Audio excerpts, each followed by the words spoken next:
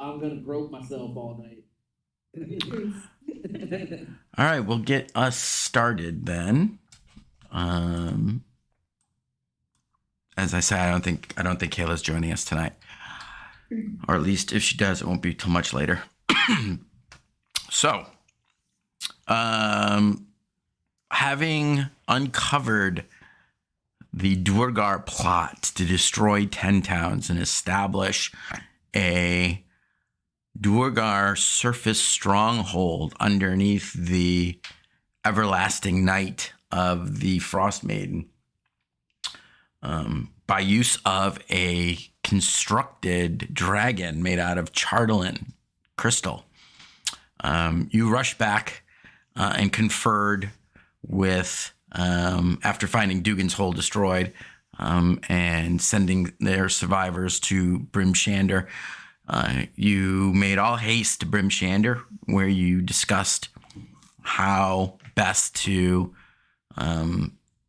deal with the threat, or help to deal with the threat. Decided that you would try to time it to meet the dragon in Tourmaline. Making best possible speed Tourmaline, you arrived after the dragon had already been engaged in the destruction and the murder of the inhabitants of Tourmaline for some time. However, you were able to arrive before its utter destruction and engage the dragon. Its tactics of staying above and flying proved not to be as effective as perhaps those at Stormblight thought it would be, because you were able, instead of driving it off, to engage it to death.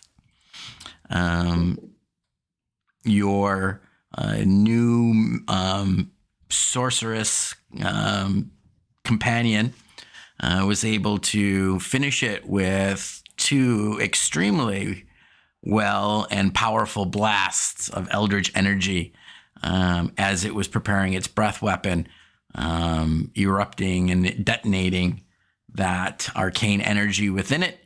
The dragon exploded into large chunks, which rained down, unfortunately catching a little bit of Winzira and her mount in the fall. But nonetheless, rendering the Chardelin dragon inert and completely destroyed. Large chunks of Chardelin now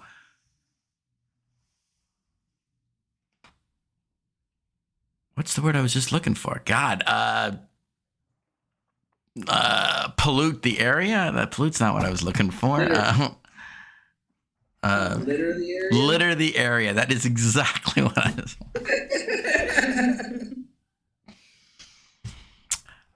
And I'm on a 21-day win streak on Wordle, but I can't come up with litter.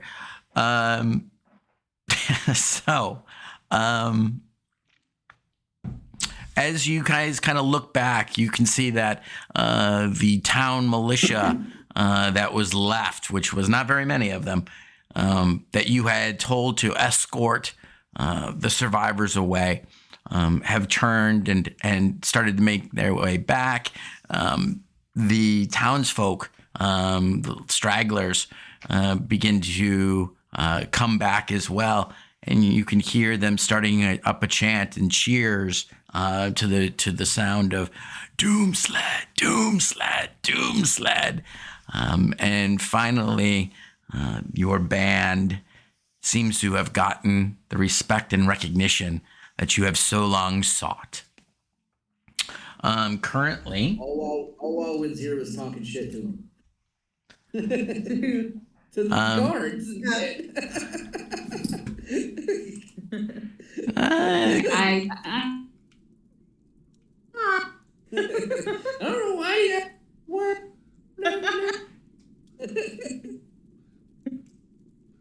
Some bad shit.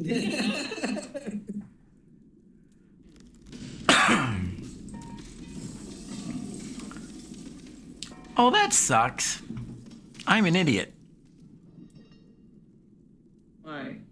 Not recording? Oh no, I am. I didn't do this.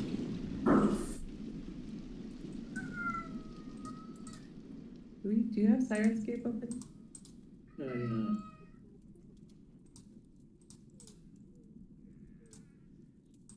I don't think you ever read out. The flames that erupted from the strikes.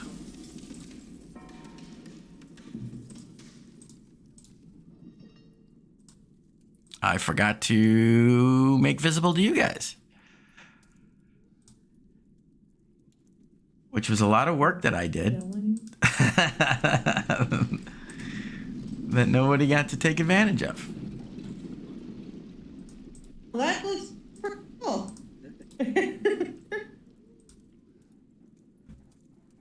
So you find yourself, the area is brightly lit with the flames of buildings. You're periodically hearing collapsing of buildings and whatnot, quite loudly. Apparently, I gotta turn that down. Beware your Sirenscape volume, guys. All right. And that's where we pick up this week's episode of Icewind Dale, Rime of the Frostmaiden.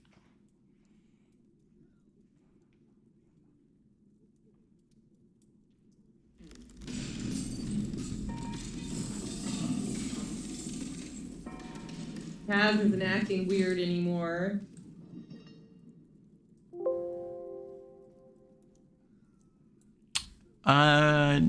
No, he seems to have come out of his battle frenzy.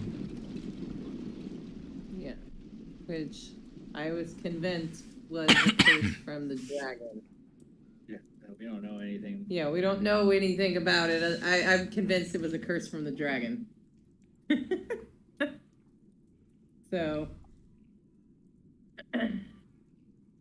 I would say that it would be very fitting. You guys look over as Ashandra kind of makes her way over to the remains of the dragon, and finding part of like 3/4 of the head, the upper kind of snout and most of the top of the head are still intact.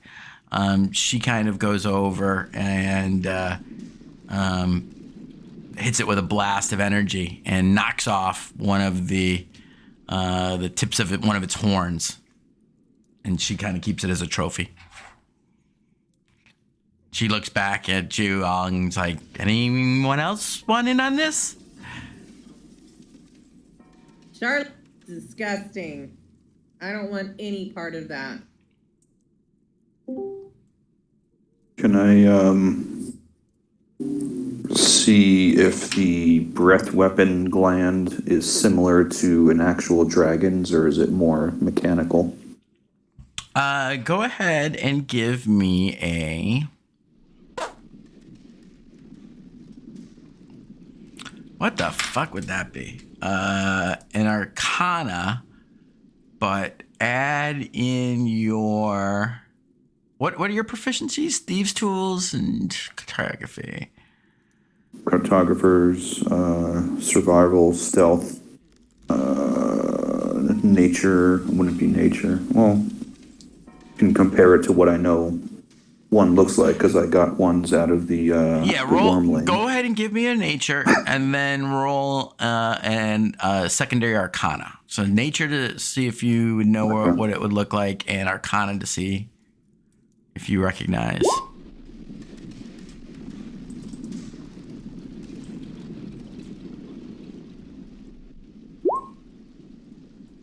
Yep and nope.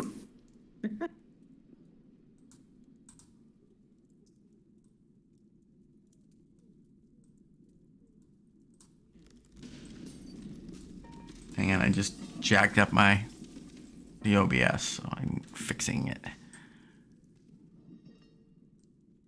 Okay. So the nature,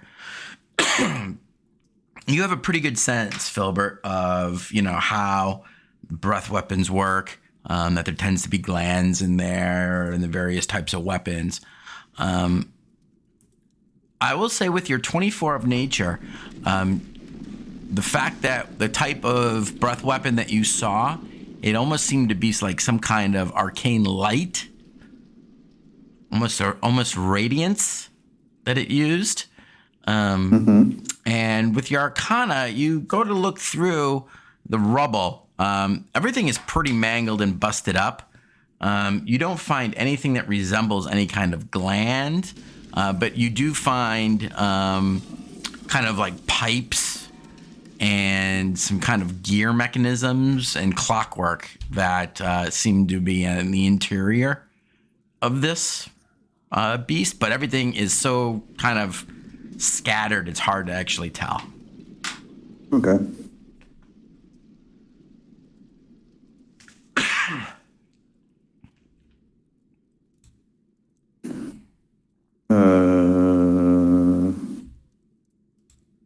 I think that would do it for me. Okay.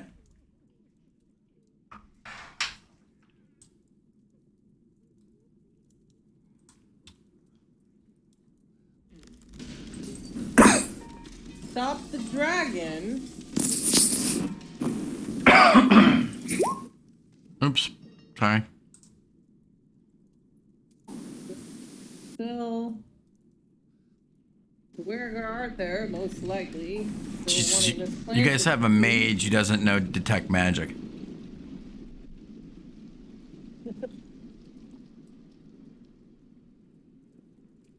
Cool. Is that because he doesn't have a spell book anymore? No, he's got it. Or does he? Or does he? I know I cast one at the end of last week. Oh, that's right. You did. Yeah. So you saw that the any kind of arcane energy on the pieces of chartolin all seemed to kind of fade away. And it is now, for intensive purposes, inert.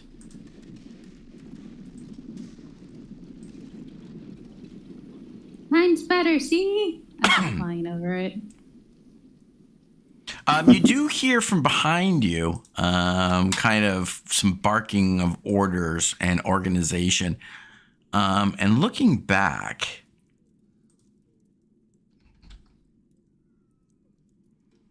oh shit, what is her name? Oh my God, Mickey. Denise? Sally? Trisha? Valine.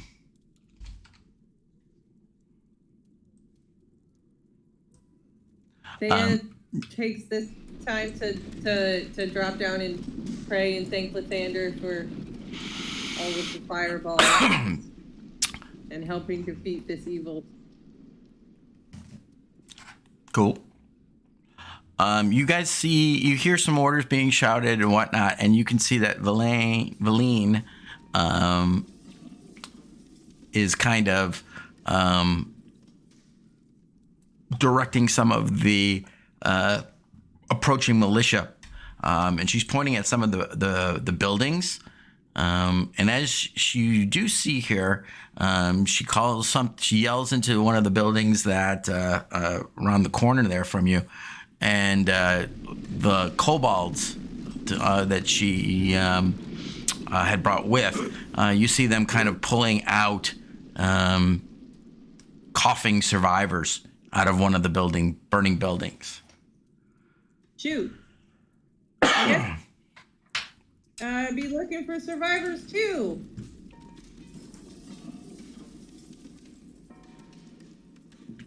So, yeah. Filbert, Yes. both you and you, Thea, as you see her kind of directing all this, she has some kind of long, thin object, which you see her kind of slide into a sheath on the back of her belt as she does so.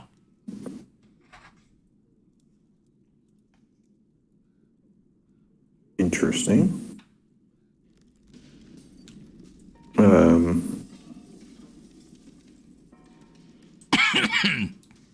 Should we see if they need help with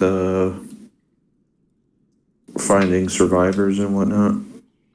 Yeah. Well, I mean, you're asking me. I mean, I was asking the group, but yeah. I mean, I think they obviously need help, so we should just, go check it out, see if we can. We're right here by this house, so we can go check this one out. well, I've taken some severe damage through this fight. I will let you do so, and I will be my pompous self over here with my superiority complex over in the corner.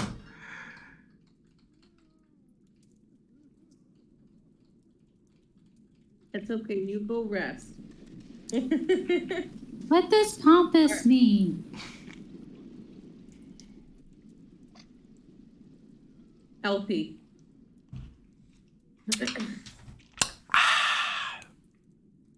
I'm pompous. All right. No, you're not healthy.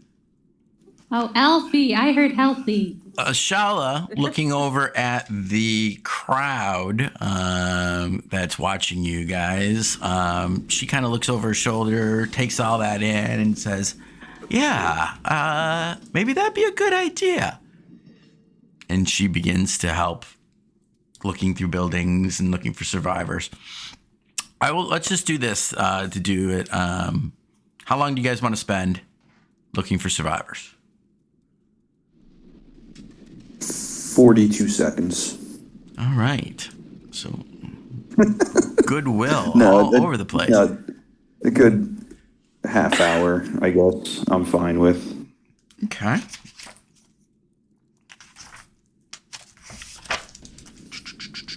There's the Dark Duchess. So why don't you guys give me a group survival check? Okay. And if you tell me exactly what you're doing, there might be some additional things on that. I will be looking for the air, listening to the screams of the dying and pointing them out. Okay. So you roll a perception.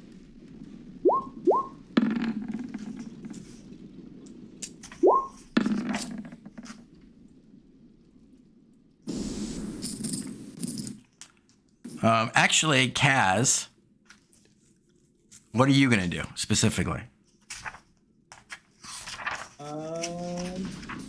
See if there's anybody I can pull out of building. I didn't quite hear you there, dude. Try to find somebody I can pull from buildings or that's on fire. Yeah, so you should give me then a strength check.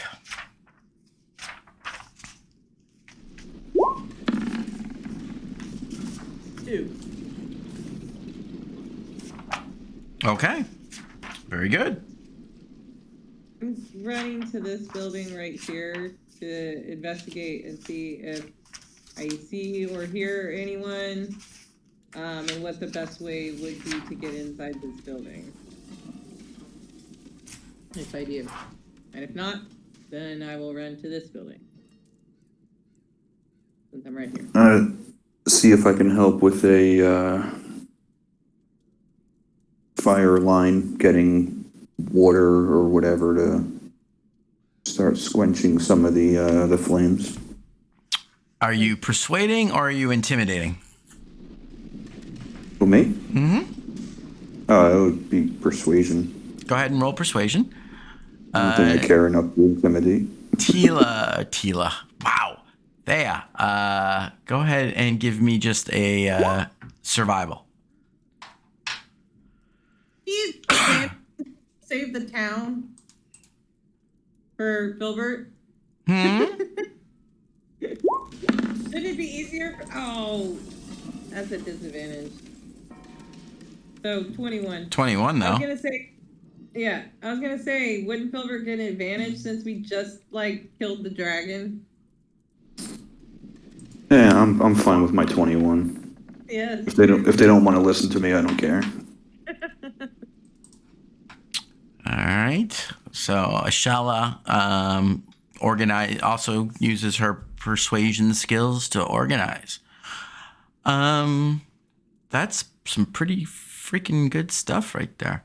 So I would say, Really well. yeah, get him out of the way now.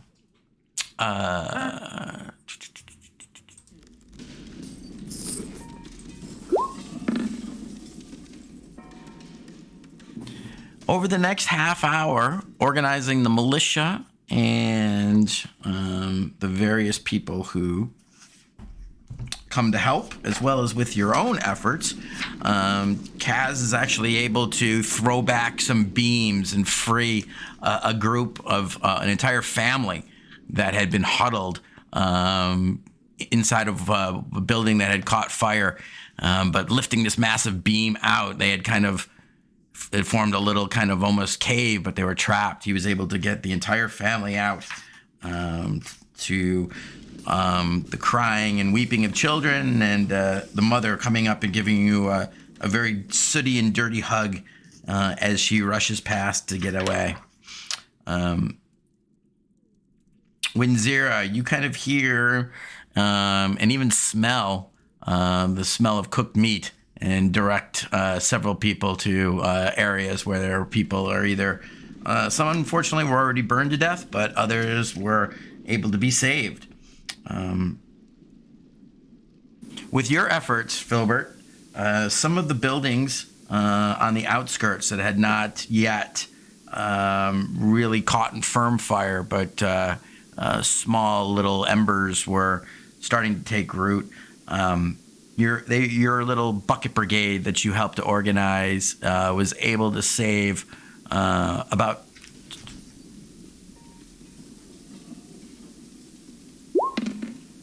4 buildings and prevent them from catching fire, even in that short bout of time.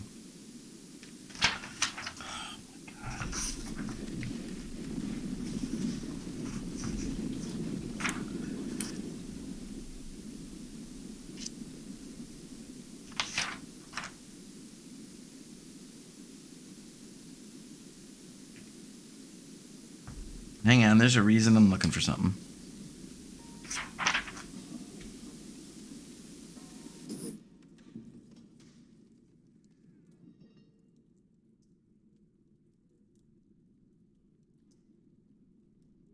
You rescued some people. You like went all in like. Did I get burnt by any fire? No. Take any damage?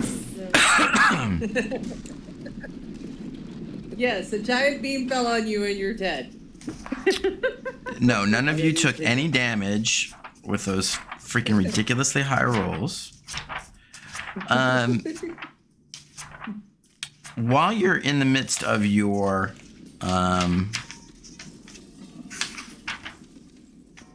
as you're concluding your efforts, you turn to see a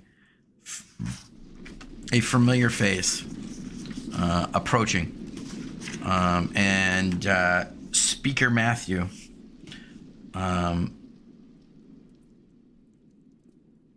The young half-orc speaker. You see him approaching, leading a kind of a ragged group of individuals. My friends, did you do this? Word of your deeds, it's on everyone's lips. Easy peasy.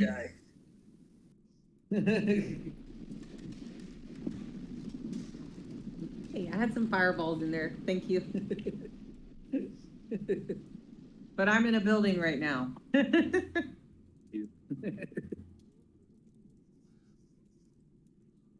I mean, is this after we finished the building stuff, or? Yeah, you guys have pretty much kind of been coming out of the buildings, and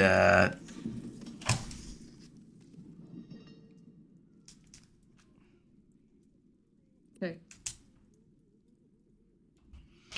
Well, And he says to you, when the dragon began attacking, I took a large contingent of our folk and we attempted to hide in the mines. But suddenly, out of thin air, these gray dwarves appeared and tripped these booby traps that they'd had, collapsing parts of the mines right on us. Unfortunately, we lost many a good folk. About 30 of the people that I brought with me died in that initial act of cowardice. But we rallied, we chased them back, and we slaughtered them to the man. We are just now returning. I expected to see nothing here but rubble, but lo and behold, some of my people live. Even some of the militia that I left have somehow prevailed, and I understand that it is all due to you. You will always have our thanks, and you shall always be considered heroes of the town of Tourmaline. thank you, Speaker Matthew. We just did what we had to for 10 towns. It was going to keep ravaging all the lands. Yeah, I only wish we could have got here sooner. Yeah. And you guys wanted to wait. I did. I didn't. When Zero was right. I always am. After the devastation I saw in Dugan's Hole, I have to admit, even I was a bit hopeless that we could stop this thing. I'm very glad we were able to.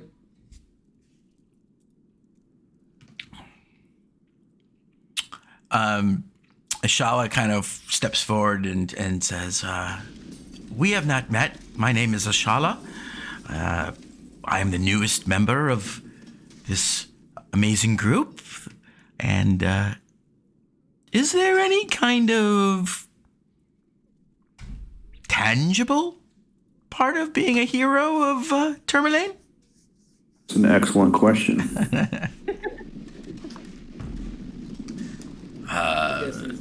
Perhaps once we have Rebuild. Yeah.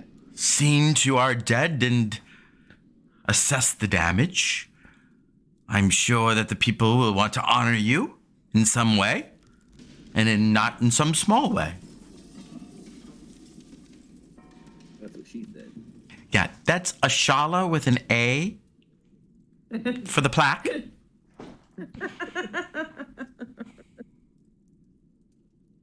Well, I'm sure there are going to be many refugees from some of the other towns that were not so lucky. I would only hope and ask that you could open your hearts and your remaining homes to them as well, as Tourmaline fared much better than some of the others. He nods slowly at you, and then as he looks around and sees that at least 85% of the town is leveled, we will do what we can. Most of our people have I sent onward towards Targos. Yes. We will have to get word to them that in the days to come they'll need to come back, and it is safe to do so. But I fear that we'll have much to rebuild before we could even house and care for our own townfolk who have been displaced. Understandable.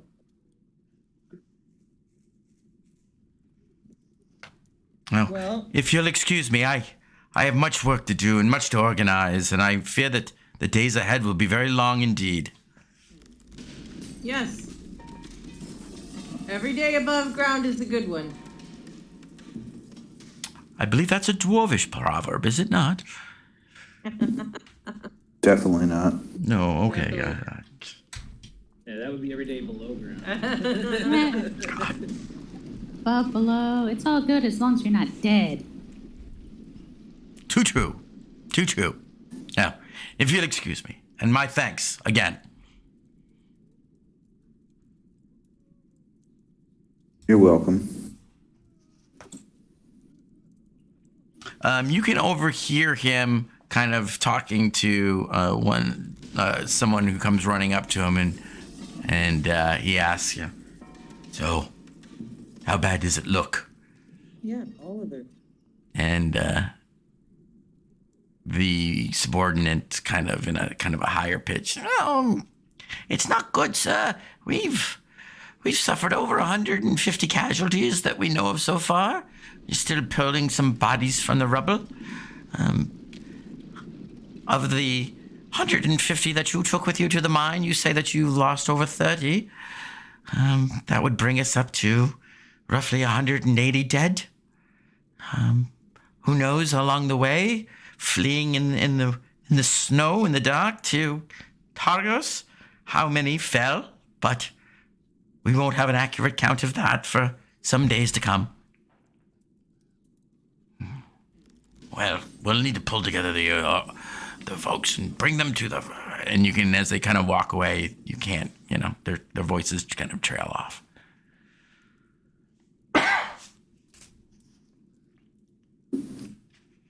Do you guys want to go to Lonelywood and see Yes.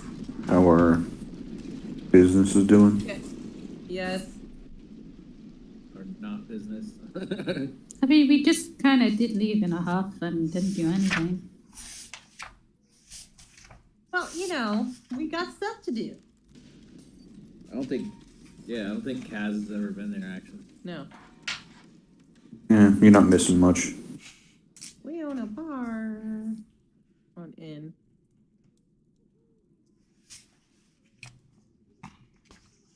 It's a building of some kind.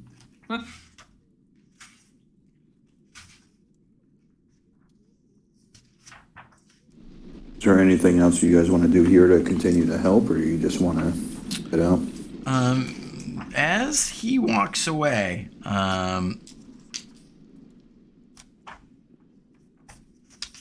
and kind of standing in the back, she had kind of been well placed back and unobtrusive, listening to you speak to the speaker.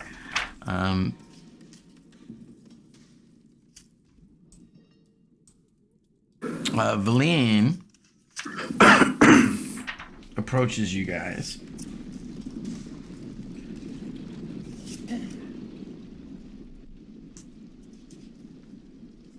And has something to say. She really does. I must say, I owe you all a bit of an apology. I truly believed that you would all be dead at this point. But you handled yourself with quite competent aplomb. And for that you should be commended. And I offer my sincere apologies for underestimating you. Perhaps a bit more renowned might be something that you'd be interested in. You've saved half of 10 towns. I'm sure your name will be spoken of for a long time to come. But what if I were to offer you the chance to break this winter, to break this eternal night? Then your names would live on forever. And what was your name again, you said? This is Yulene. Yulene. Yulene Hartball? Hello? The one that's been following us. The one with the eye patch and the snowy owl familiar who helped get you there? Yeah. The one that is at the warehouse Yeah. place. Well, definitely, we are in the same frame of mind, but that has been our intention from the beginning. In fact, Wait, it really was? the maiden herself has been haunting our steps and sending minions after us. I've just been trying to go home. Well, you can't do that until there's no more eternal winter. So, Again, are that interest aligns? Well, Master Halfling, my desire is to eventually be able to leave this place as well. So, indeed, we are in accord on that point. Okay.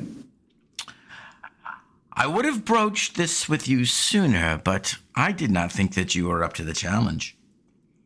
However, seeing how, You were wrong. well, I was going to say, seeing how competently you dispatched that charlatan monstrosity, I think that you could be the exact people that I need to help complete my tasks, which will in turn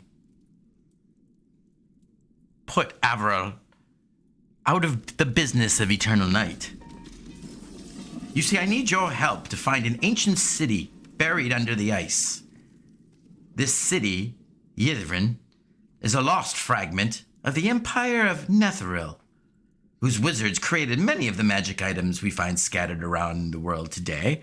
In fact, you probably each, or some of you, possess some. At which point she gives Filbert you a very pointed look. It holds magic beyond our wildest dreams. And I believe where we might find the thing that needs to end this hateful winter. Are you intrigued? Yes. A little bit. Well, using divination magic, the Arcane Brotherhood has learned that the city is buried deep inside Ragged Glacier. Now, I was unable before leaving Neverwinter to be able to know the precise location of where the city lies and where the access point into the glacier is. Although we do know that a frozen waterfall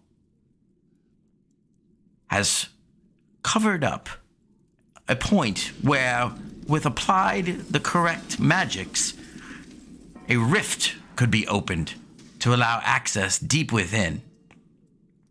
Unfortunately, I do not know where this is located, but I do have some leads where we might be able to track that down. The other piece of the puzzle that I was sent here with my brothers to find is a magical tome entitled The Codicil of White. Now, with this tome, this codicil, was written and guarded by Ariel's followers herself.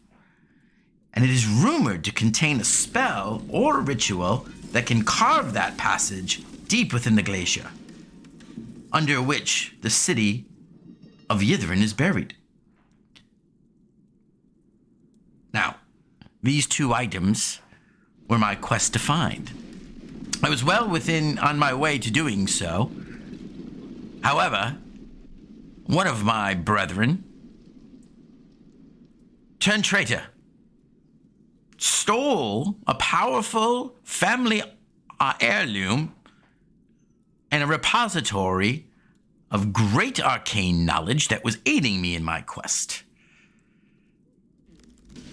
This orb, this fairy heirloom, was stolen by a vile woman named Nas Lanthormir.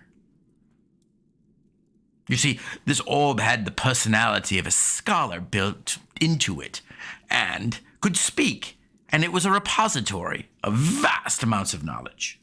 It had helped me so far to identify the codicil and to interpret the divination magics. But Nas, the little bitch, one night, while we slept, killed a few of my poor kobolds, stole the orb and made off.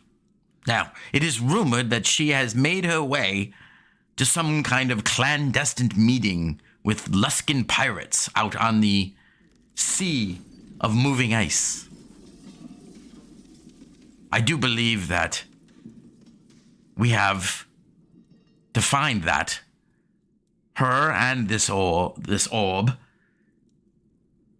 first and foremost. There are those that could tell us how and where to find both the access point in the snow, as well as where the codicil might be located. You are now heroes of 10 towns. Perhaps that may open some doors and loosen some lips. Will you aid me? And become famous beyond the likes of which 10 towns has not seen since the days of Katie Bray and Drizzit Duertle. I didn't understand any of that. Yeah, there was a But, lot of words there. You know, but the ending, I got. Yeah, let's do this. I tried to make some notes about everything. I mean, sure. Although it's not about being famous, I'd like to stop this Frostmaiden. But your plan does seem a bit convoluted. There was a lot of names and places and things, but yes. I heard Gil Naz in there somewhere. You just tell us where you think we should go, and we'll help you out. How's that sound?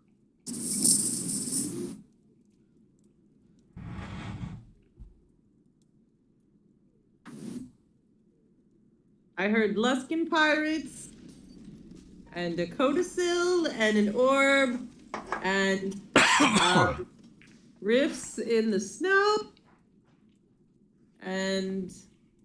Well, let me make it a little bit simpler for you. The magics needed to banish a god can be found in a lost Netherese city buried in a glacier. To get to this lost city, we need a few things. We need to know where to access it, which currently I'm not quite sure. But I do know that we will also need to find the Codicil of White, written specifically by Averil's followers, to perform a ritual to have access to it.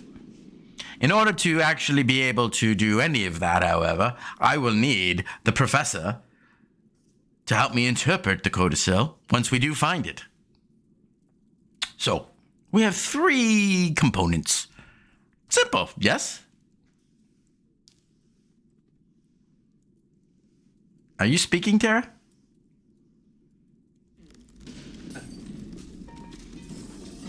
She is. Can you hear me? Now I can. I couldn't before. I have some books about Netherese stuff. Do you now? Yes, I have the magical wonders of Netheril, the mysteries of the Farinum, the wizards in the Hollow, Ajamar's Guide to the Fantastic, the Lost Scrolls of Sabriel. That sounds like something you might like. From Shadow Substance, Here Lies the King, and the Ventatos. Would any of those help? I am not familiar with those tomes. I would be most interested in perusing them. Well, yet again, put them in here. Now, where might you have found such specific? That piques my interest. Wasn't that in that tower place Yeah, it was in some tower. that was buried in snow? Yeah. A tower buried in snow, you say? Yeah. But it was like upside down. Yeah. Yeah, it fell over. No, it was upside down. Like the ceiling. Because it fell over.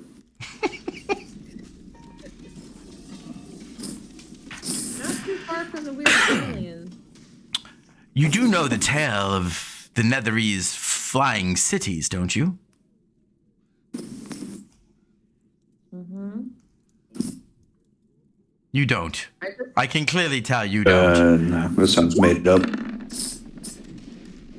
Ugh. 24. History. All right. I stand corrected. Perhaps, would you like to tell the rest of your companions, or would you like me?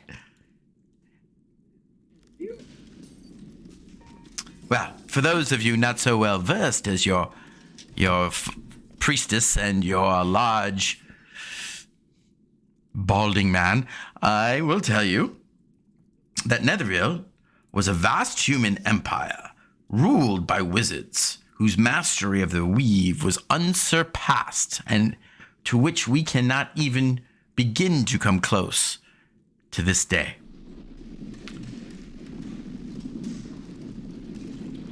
The Netherese were able to create magic that was more powerful than even a wish spell that our archmages can now only seldom employ.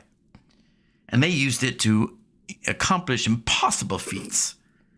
In fact, they could shear the tops off of mountains and even lift entire cities up into the sky and make them flying cities. Now, That's cool.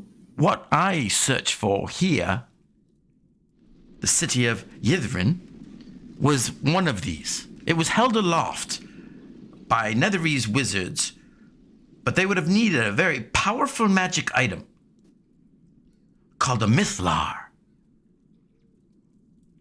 As she says it, she almost has this look of lust on her face. And at the talk of all this, suddenly, you notice he's been kind of slinking up. You've got your elvish wizard in the party slinking up. You notice that the owl on her shoulder is giving the stank eye to the owl on his shoulder, and they're kind of like doing a stare down across as he's kind of now leaning in with a similar look of hunger on his own face. The Mythlar, it's likely to have survived the crash of the city, and I believe it has properties that would allow it the ability to change the weather. Think of what that could mean for Icewind Dale. Now, I find it most interesting that you were in a tower that was upside down, you say, and buried in the snow. Well, perhaps that was a piece of Yithrin that had fallen as it crashed. You may have actually been within a small section of a city. Obviously broken off from the whole, but still, that means we're close. I'm pretty Oh, I sure had a quiet room, by the way. We like the Filbert? quiet room. Filbert has it on his map somewhere. You ever want to go check it out? Yeah, Filbert's great with maps. He can show you where it's at on his map. He's the map. He's the map. He's the map. Go on, map man. Show her where it is.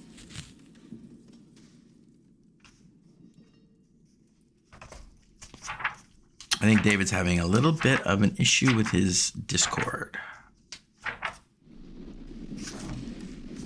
Mine was doing that earlier. It kept disconnecting me.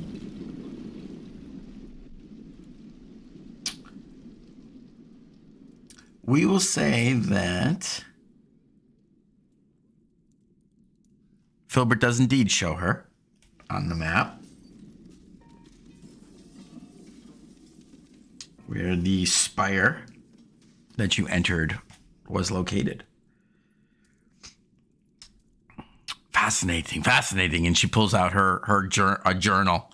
You could see it's been very, very well written in, and she flips to a section of it and draws a quick little sketch of the area and makes notations in her book.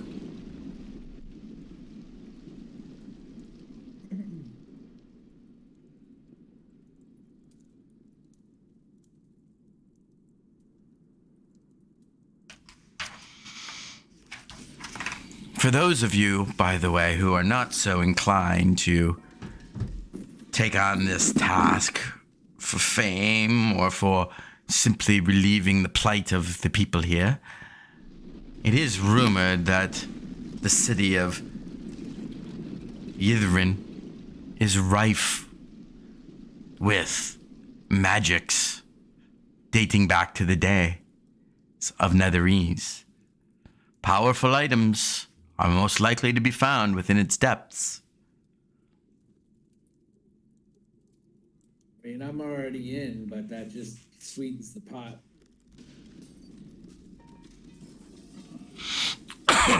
She seems to be looking at the newest members of your group as she says that, with a kind of a side look at Filbert. I cannot believe there's a gnat in here. How is it even alive?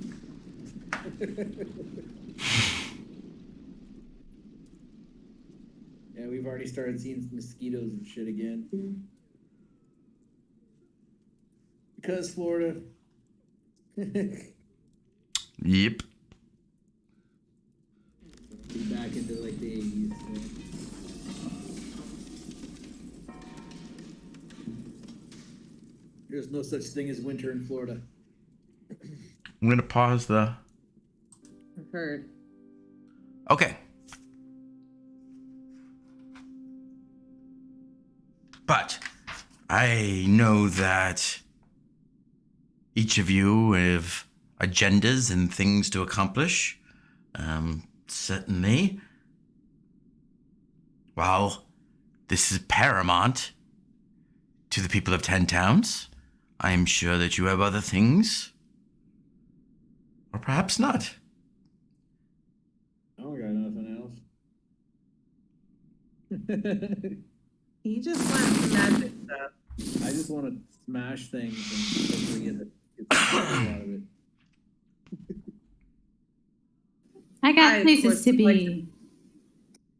I would like to bring the light back to the land, so all can bask in Lathander's glory and warmth. Yeah, well, that sounds great. Yeah. What she said, says Ashala.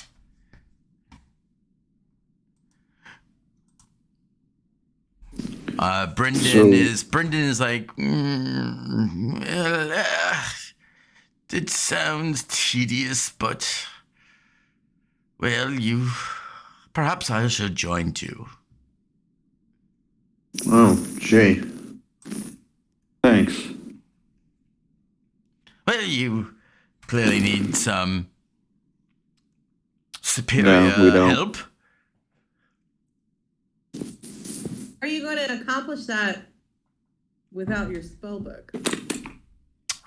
What? My stomach's right here. He looks down and it's missing. Or is it? I did have a 24 sleight of hand to get that spell book last week. I know. He just noticed it. Hang on. I rolled the wrong thing.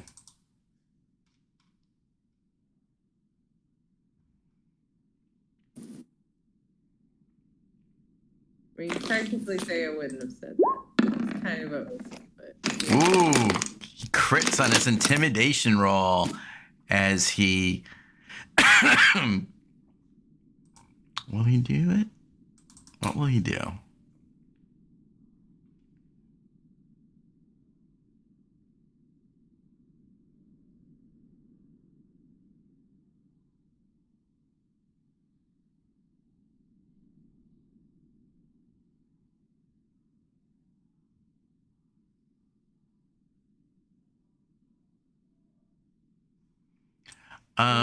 He actually waves his hand at you.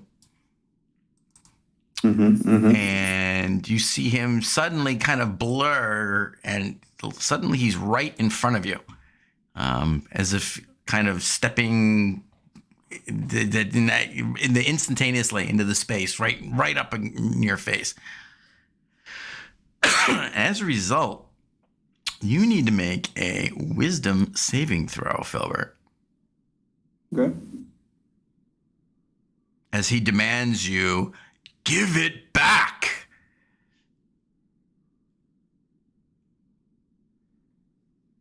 And I'll just give you... Here you go. Well, look at this is what I'll put it up. Nope, that's Bye, Filbert. Filbert.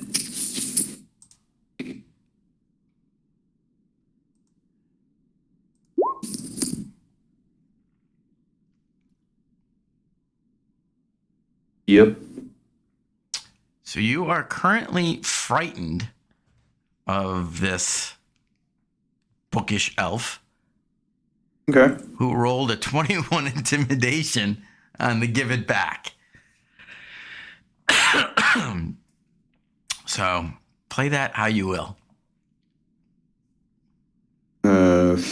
Frightened of you until the end of your next turn. All right. Bonus action, disengage, and I run away.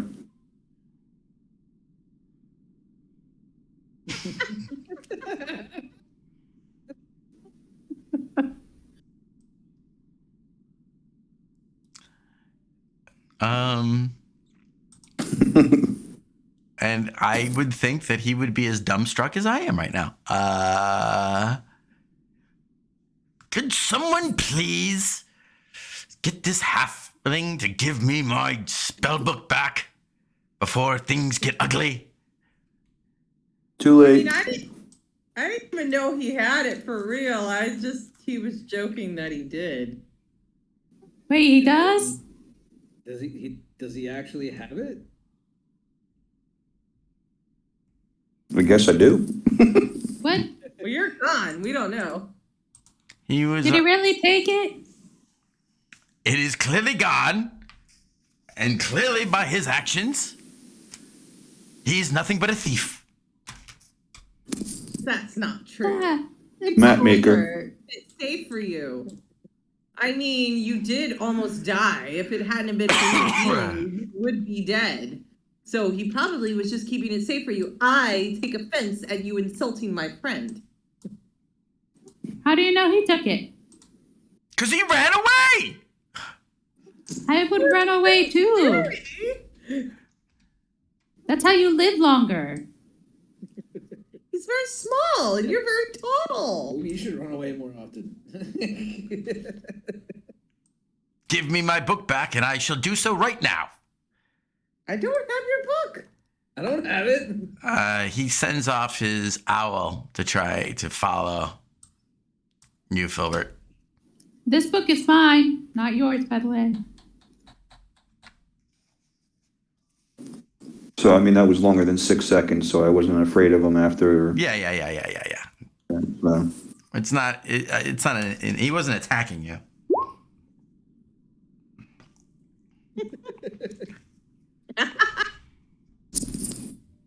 The owl gets advantage on perception check. Yeah, I know, but still. Yeah. Advantage with like a +4, maybe. +3.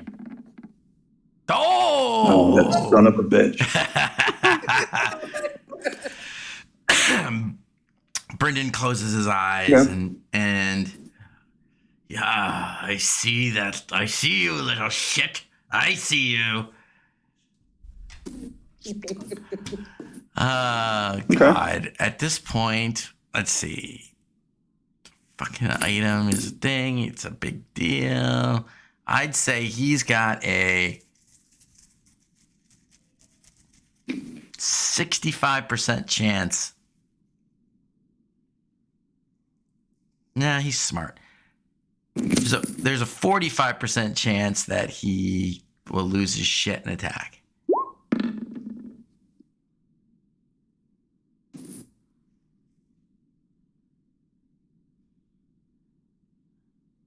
All right.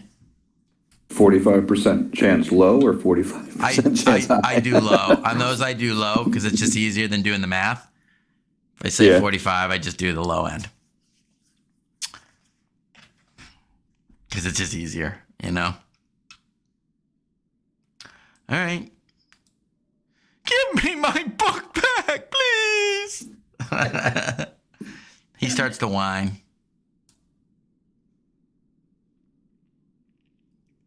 Start looking Look, around. look. Okay. Perhaps I can give something else for your recompense for keeping it safe in a That's challenging all I was time. doing.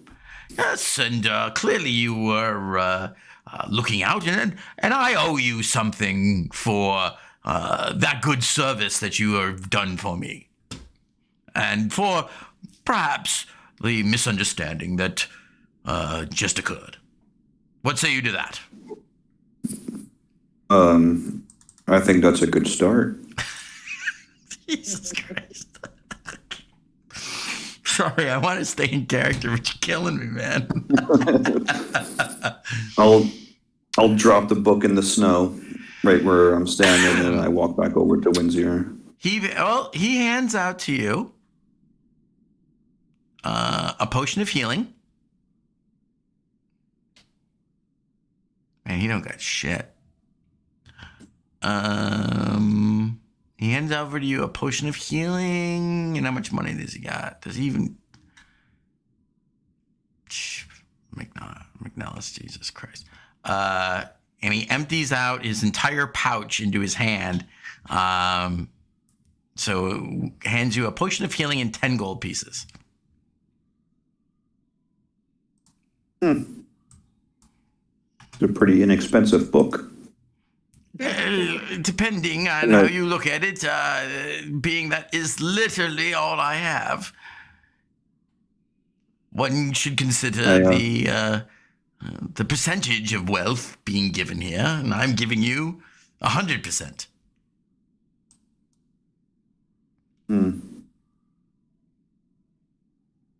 Okay. I like your boots, though. Can I have your boots?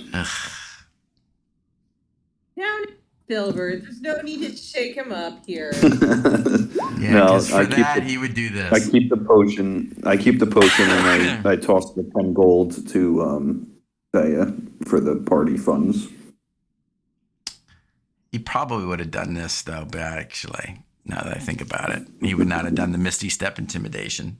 We'll chalk it up to him panicking. Because he would use... A hypnotic gaze. Yeah, he would use manipulation and sneaky bullshit crap, not actually confront you directly. Now that I think about it.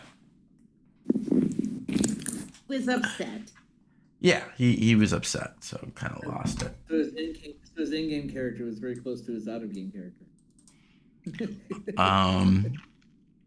Funny how that is, huh? Surprising some, not all.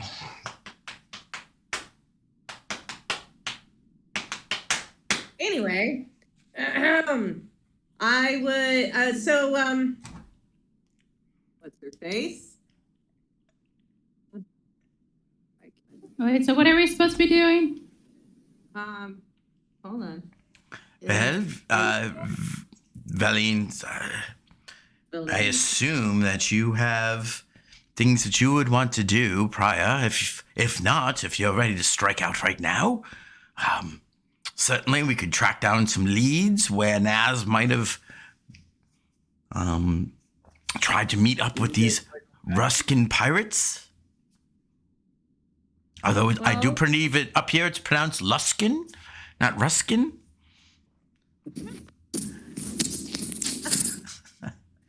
I'm doing my best, man. It's been a hell of a week.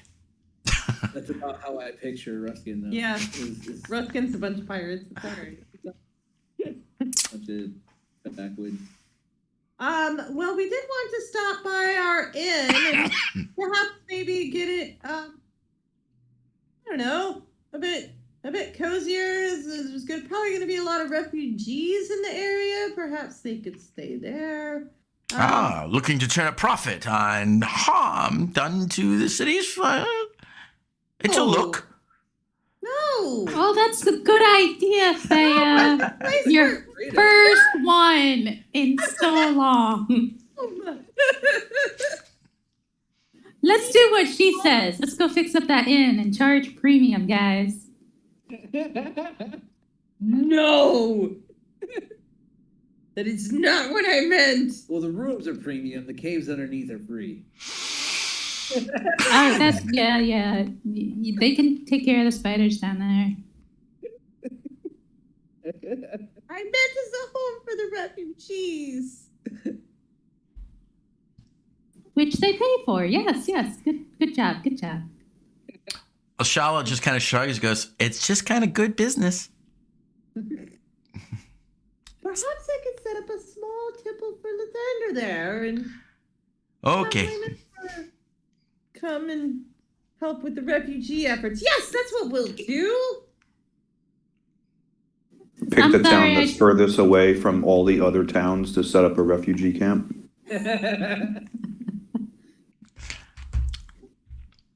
Oh, is that true? I don't know maps. It is the furthest north. Oh, Windsor, look. And I take out my map and I show her. Oh, Thea, I thought it was a good idea till I looked at this map. Fine. Well, I mean, you don't want these poor people trudging through the tundra all the way across to the other side of 10 towns just to find safe haven. Oh, that's true. That is this town right here. That's mostly burned down. It's a place to rebuild. I mean, my hometown is nothing but cinders. But your hometown is also the opposite end of the 10 towns. Yeah, and there really wasn't much to burn. It actually, I think, looked better. Just saying.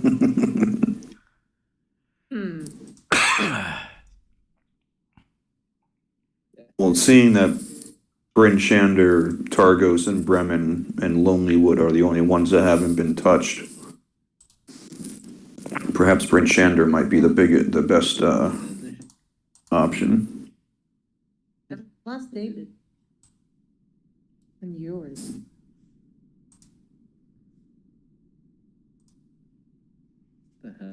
So anyway, are we going to go to Lonelywood, or you want to just start looking for this book and this orb and whatever else we need to do? Hey, can I ask a quick question? Because I don't think I wrote it down. Discord just froze.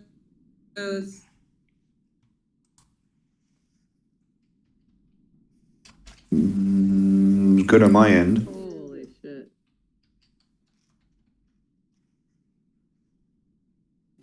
Whoop. Bye, Kaz.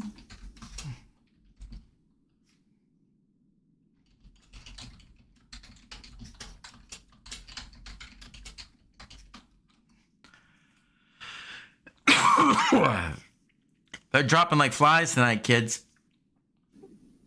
Yeah. Yep. I have to say, playing her character is so much easier than playing the douchebag's character. I mean, it's so much easier than being that. I mean, he never did anything anyway. There We've is. lost everyone now. Yeah, I just had Discord completely crash. Yep, that's what happened to me. Yeah, same. It's spreading like a virus. Gonna say the DM's gone. We all gained 300,000 XP. We are gods.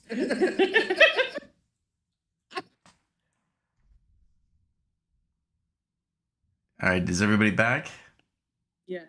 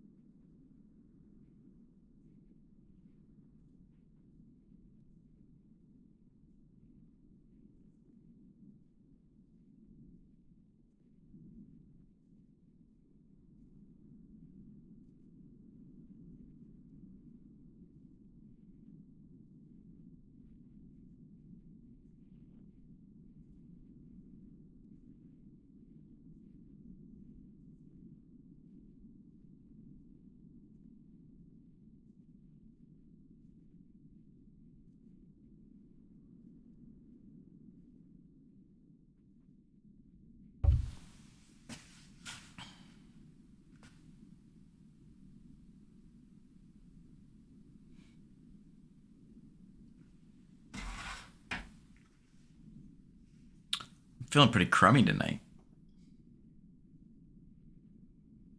That sucks. I'm tired. That's just because I busted my ass all day.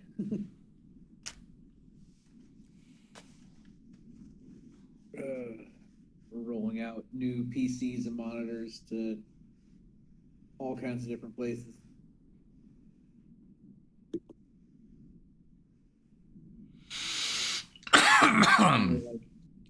And we're pretty short-handed. Not today, Jesus. Yeah. They're trying to hire people, that they're having a hard time getting people. Ugh.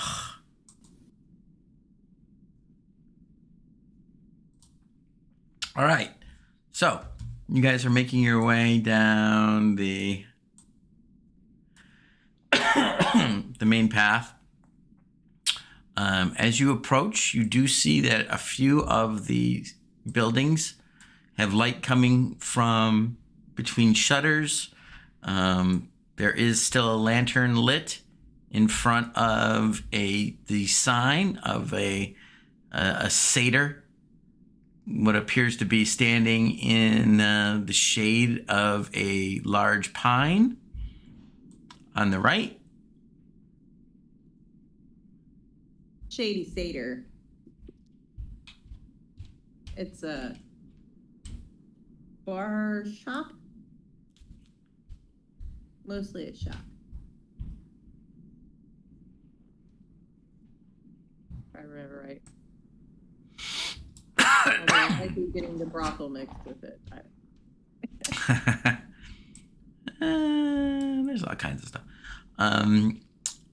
You continue on, and there is still a lantern lit in front of the speaker's house that you come to recognize.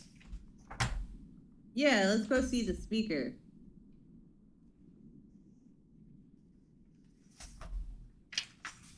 Sure. Windsor, you want to go get some cookies? Yeah. We're going to go get some cookies. Is that the same house? It's not the same house. Same house. Same house as what? So we get the cookies. The from. speaker? Yeah, it's the same one you were at. Okay, that's what I thought. All Yeah, right, that's why you recognize let's go it. get some cookies. All the cookies. Yeah, Speaker Fields. She used to be married, so she is Mrs. Fields. Yeah, I got you. I saw where you were going with that. Sometimes I feel like I have to hit you guys over the head with it, though. You did. For those of you in the back, Mrs. Fields, cookies. Cookies. You pull up, and Verlaine kind of gives you all a quizzical look. I thought you said that your inn was run down. We just figured we'd stop by and say hello to the speaker and get some cookies. Also, I mentioned that. So this is not the inn. No, It is not. it's on the way.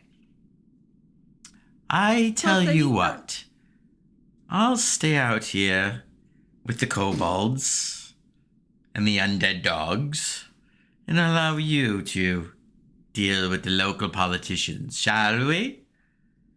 Well, just way if you go, okay, just keep going to the edge of the forest. Take a left at the docks along the beach and keep following around and it will be on your left. Yes. And the difference in me standing in front of a street, out front on a street there and here is... You know Little what? to none. Never mind. I'll find it. I'm sure they all look, your place will look, it'll stick out like a sore thumb. And with that, Maybe want to rest a little bit, she kind of pulls out and, how am I going to get in to your inn? Is it open? Do I have to kick out the hobos and the squatters then if you've left it completely open, and that's okay. I'll take care of it. That sounds about right. You go about your cookie gathering quest. Really, this is far more important than, any consideration for the one who's been driving you around 10 towns. Do you want 2 or 3 cookies for you then? Bloody hell, I would like 3. Thank you very much, Mr. Dwarf. You got it. Halfling? Dwarf. That was a DM. That was not her slight. That was the DM fucking up. Mr. Halfling, thank you very much. You, sir, are a gentleman. I am. Now, yeah. And then with that, she kind of takes away the...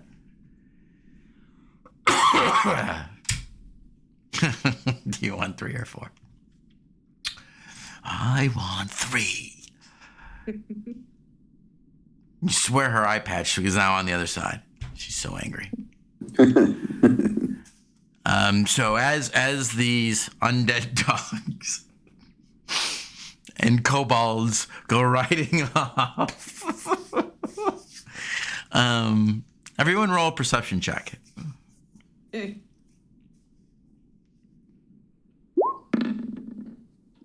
Fine.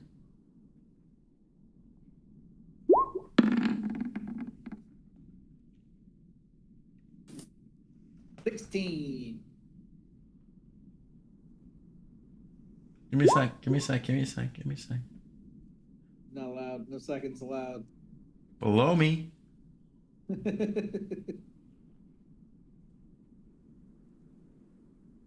Dang, Cool. Silver got sick. Filbert, you and Thea, as you kind of go to step up on, you notice that there are several shutters that kind of open a bit. And you think, you clearly feel that there are folk about town that are looking out after you.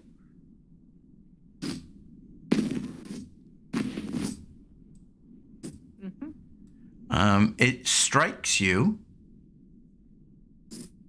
Like in a creepy way, or they're just looking at? Well, they're all shuttered in right now. But it strikes you that you don't see any kind of preparations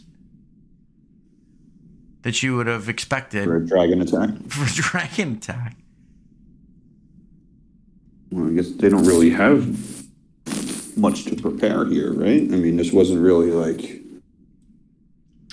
anything other than like a village at best, right? What you recall was there's about 100 people who live in Lonelywood.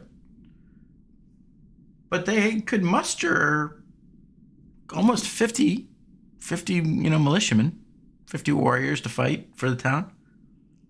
I mean, about half of the population was capable fighters, capable of fighting. Remember, Lonelywood is the place where people come to have no questions asked about their past. It's Florida.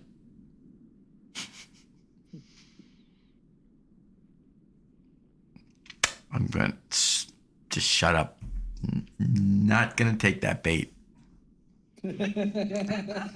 We would be here all night.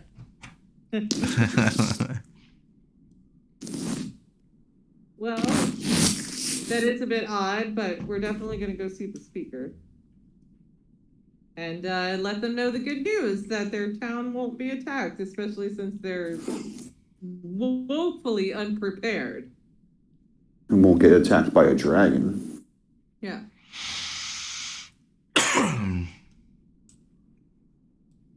Perhaps nobody told them. So walking up onto that porch area that you guys are familiar with, it still has the 2 lanterns on either side of the door. You can see the glow of light coming through the shutters that flank the door as well. But other than that, it looks very similar to the way that you remember it. I will knock on the door. Do I see any of the kids running around? Not outside, but the second that you hear, as soon as you knock on the door, you immediately hear the sound of scuffling and yelling, and what you picture in your mind is almost like the look of like the Tasmanian devil, you know, the big brawling pile of cloud and just arms and legs sticking out here and there. And you hear, no, mine, and you can, the door almost starts to open and slam shut, and then, you know, finally you hear, ow, ah! And as you open up, the door does finally open up, and that the largest, oldest boy is there, and he's got one of his younger brothers on the ground with his foot on his chest, and he's got the other one by the ear, and he goes, welcome to Speaker Huddle's home. Punches the other one. What can I do for you? We're back. I know you. Hello. Hey. Oh, my mom's mad at you. You've left your inn all alone. She's had to take care of it. She's very mad, very cross. Look, Don't We were saving Ten Town. take care of what? It's a vacant building. What was she doing? I don't know. She tells us not to use those words, but I heard her use them when she was talking about that inn. A vacant building? You're not allowed to say that? Sir, I'm only 10. I don't know these things. We were Huh. killing a dragon that was on its way to you guys. We stopped. Mom! Yeah, where's your They're mom? back and they killed the dragon! And we want cookies. Well, let them in and close the door, you...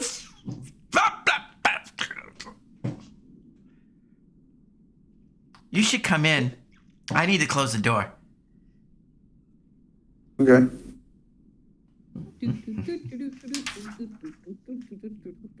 And coming out of the back, you see Speaker Nimsy Huddle kind of wandering out. She's actually got an apron on with like flour all over it, and she's wiping her hands.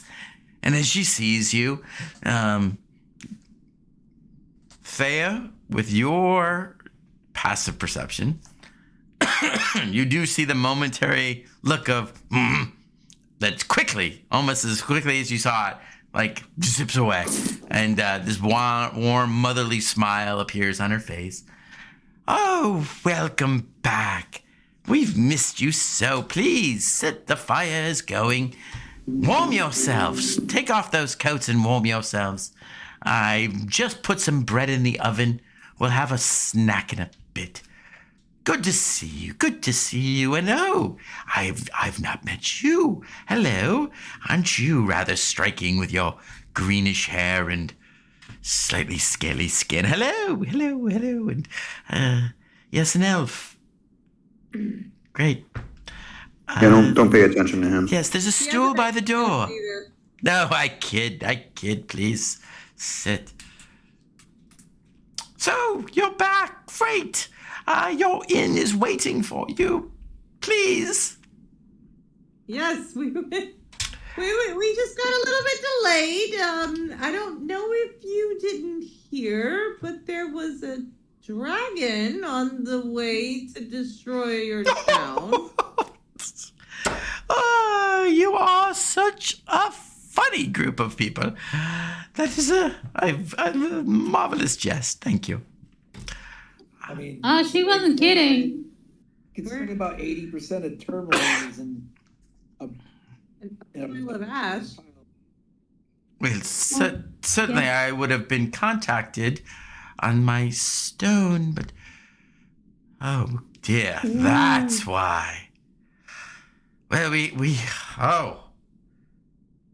And suddenly the motherly thing starts to kind of like fade away, and she's like, and she immediately becomes like another hardened person, and suddenly you can see a leader of people, and she immediately goes, "Tell me everything succinctly." my sending stone was stolen. Not 3 days hence. We slayed a pair of grey dwarves, who I believe there were more who were involved. So please, tell me what is happening. Are we in danger? Oh, I can tell you everything with a song.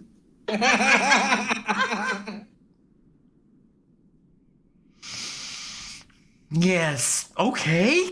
Please do. 5 minutes or less. You got it. You have to sing it now. Yeah. There once were these gray dwarf things. They built this dragon of stone, I think.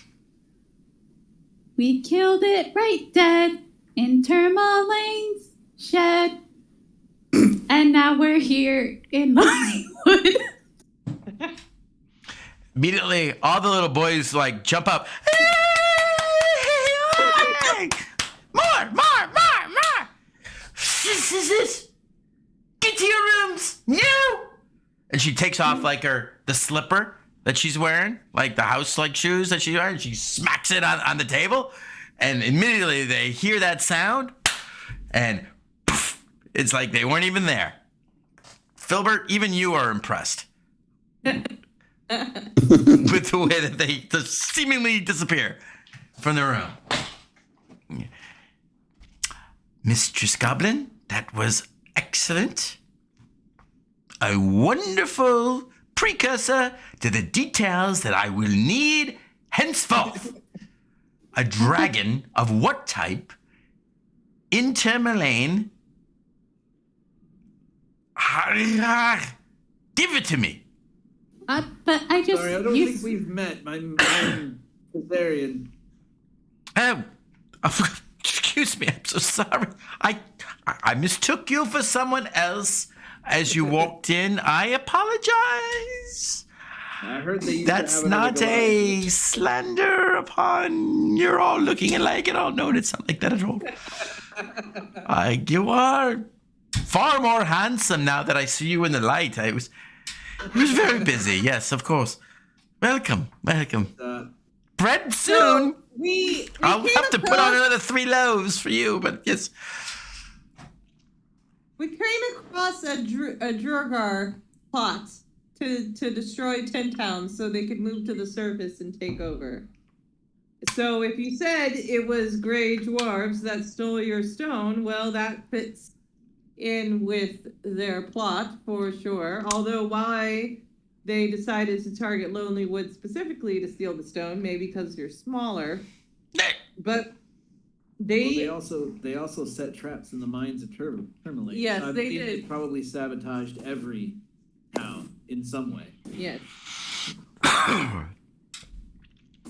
But yeah, there was a stronghold that we found out existed. We went, and there was a demon corrupting them even further than they already are, and guided their leader to build a magical construct of a dragon. Oh, good gracious. Made out of a substance called Chardolet. And unleashed it on the 10 towns. About half of the towns are in ruin. I'm sorry. I must have misunderstood. Half of the towns are in ruin. Yeah. Yep, that'd be 5. Which ones? My town, Dugan's Hold, Dugan's Hole. The right side of them. East Haven fell. Goodmead, Cardinaval, and Careconing. Yes. With each name that you guys give out, you can see she starts to get paler and paler and paler. we didn't catch up to it until it got to Tourmaline, and it almost destroyed all of Tourmaline as well. But And then was going to Lonelywood. that was Lonelywood would have been its next stop, but we were able to get there just before it finished in Tourmaline. In Tourmaline, and we were able to put a stop to it.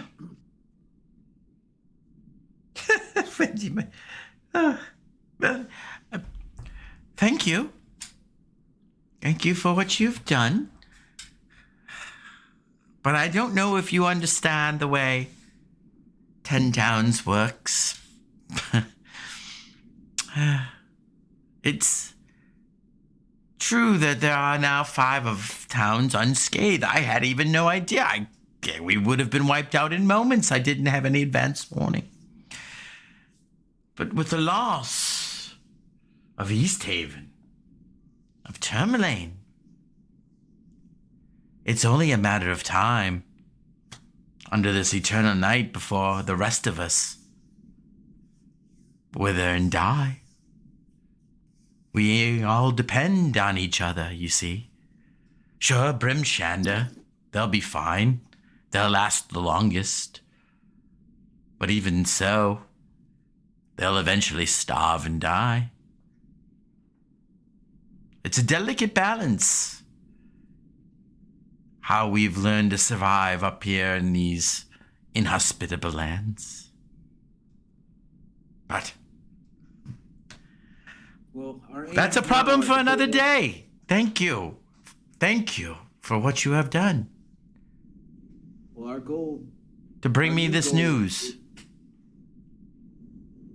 Well, our goal now is to try to find a way to end the forever darkness that has taken the land. So that's what we're setting out for next. Well, you all are an ambitious lot, I'll give you that. Dragons aren't enough. Now you want to go after goddesses. And in my parlor, nonetheless. Well, the dragon fell quite quickly, so it wasn't. All right.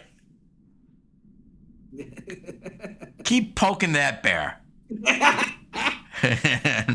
Keep poking that bear. We're dead. We're all dead. Well, no. Kaz is Thanks, gonna die. Kaz! All right. All right. Okay.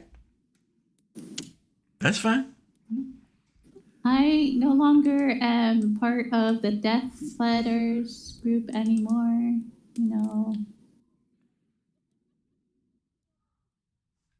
It was a perilous.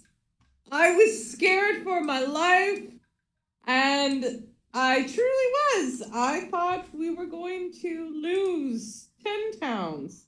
I already lost my hometown. If not for the bravery of Winzira telling us to press on to Tourmaline, I don't know if Lonelywood would still be standing. Yeah, because we knew that you guys were next and we wanted to save you. At least I did. I was in agreement with you. I didn't hear you. We do want to get the inn set up, as there may be some refugees that seek solace in the lonely wood. Well, I'm certainly all for you doing something with that. I've had to use some of my own resources and the town's resources to keep out any of the squatters or vagrants. An empty establishment like that is a very tempting place for people who are cold and cramped into other places. So I welcome that bit of news. Oh, the bread is done. And she brings out a big loaf of kind of that knotwork bread and starts slicing slicing it up and puts out, this is actually fresh turned. And she puts out some goat's milk butter with the bread.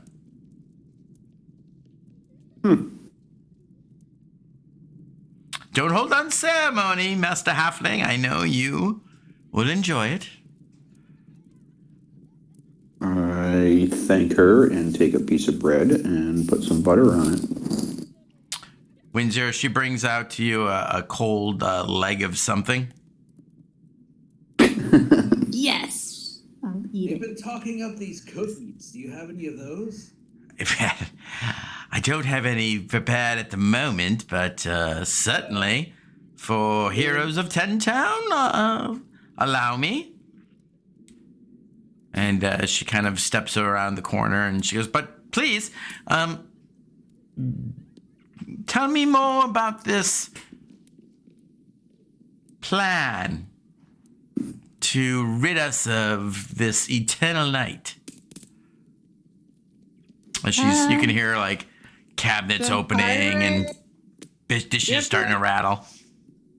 We have We have to find some pirates, and then we have to get back this ore so that we can find this book, so that we can find this nethery city, and then like go through a rift so we can get some stuff, and that will like do it, and then we'll be powerful enough to take on the Frostmaiden. An epic quest indeed. Have you heard anything of any talk of any Luskan pirates out on the? Oh, darling. You big, brutish, handsome thing, you. Of course we've heard of Luskan pirates. It's 10 towns, for Christ's sake. Have you heard of any around recently? Is what I'm saying. Oh, well.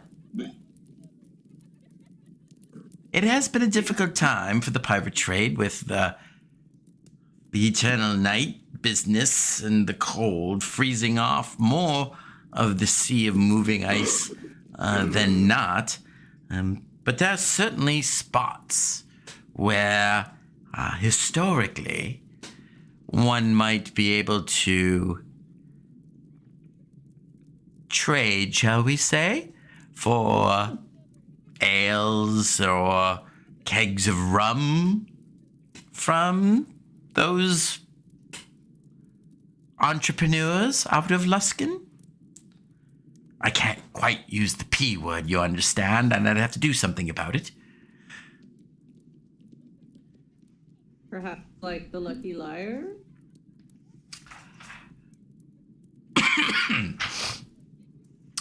Perhaps you're saying that they might have done business in the past with entrepreneurs out of Luskan? I think that might be a very astute guess. Yes, indeed. Listen, darling, I didn't become a politician without being able to speak out of both sides of my mouth. If I say things out loud, I have to do them. I have to address them, rather. Speaking of that, I have a couple of orders of business that perhaps you can help me with. Before I get into that with you, allow me to say off the books, if you will. Go in and speak to Danae. But who? I believe you met her. Danae Zotel. She runs the place. You tell her I sent you. And you tell her I'm going to have to do an inspection. A deep and very thorough inspection of her ledgers. If she does not give you the exact location of where she picks up her fine casks of rum that we all enjoy so much.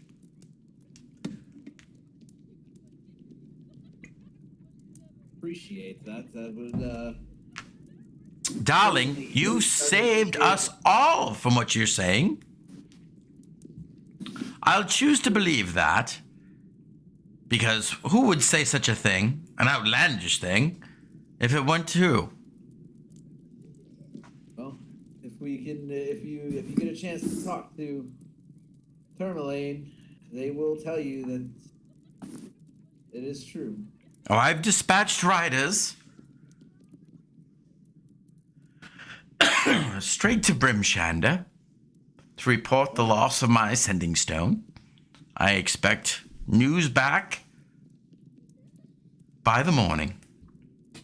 I am sure things will be made clear.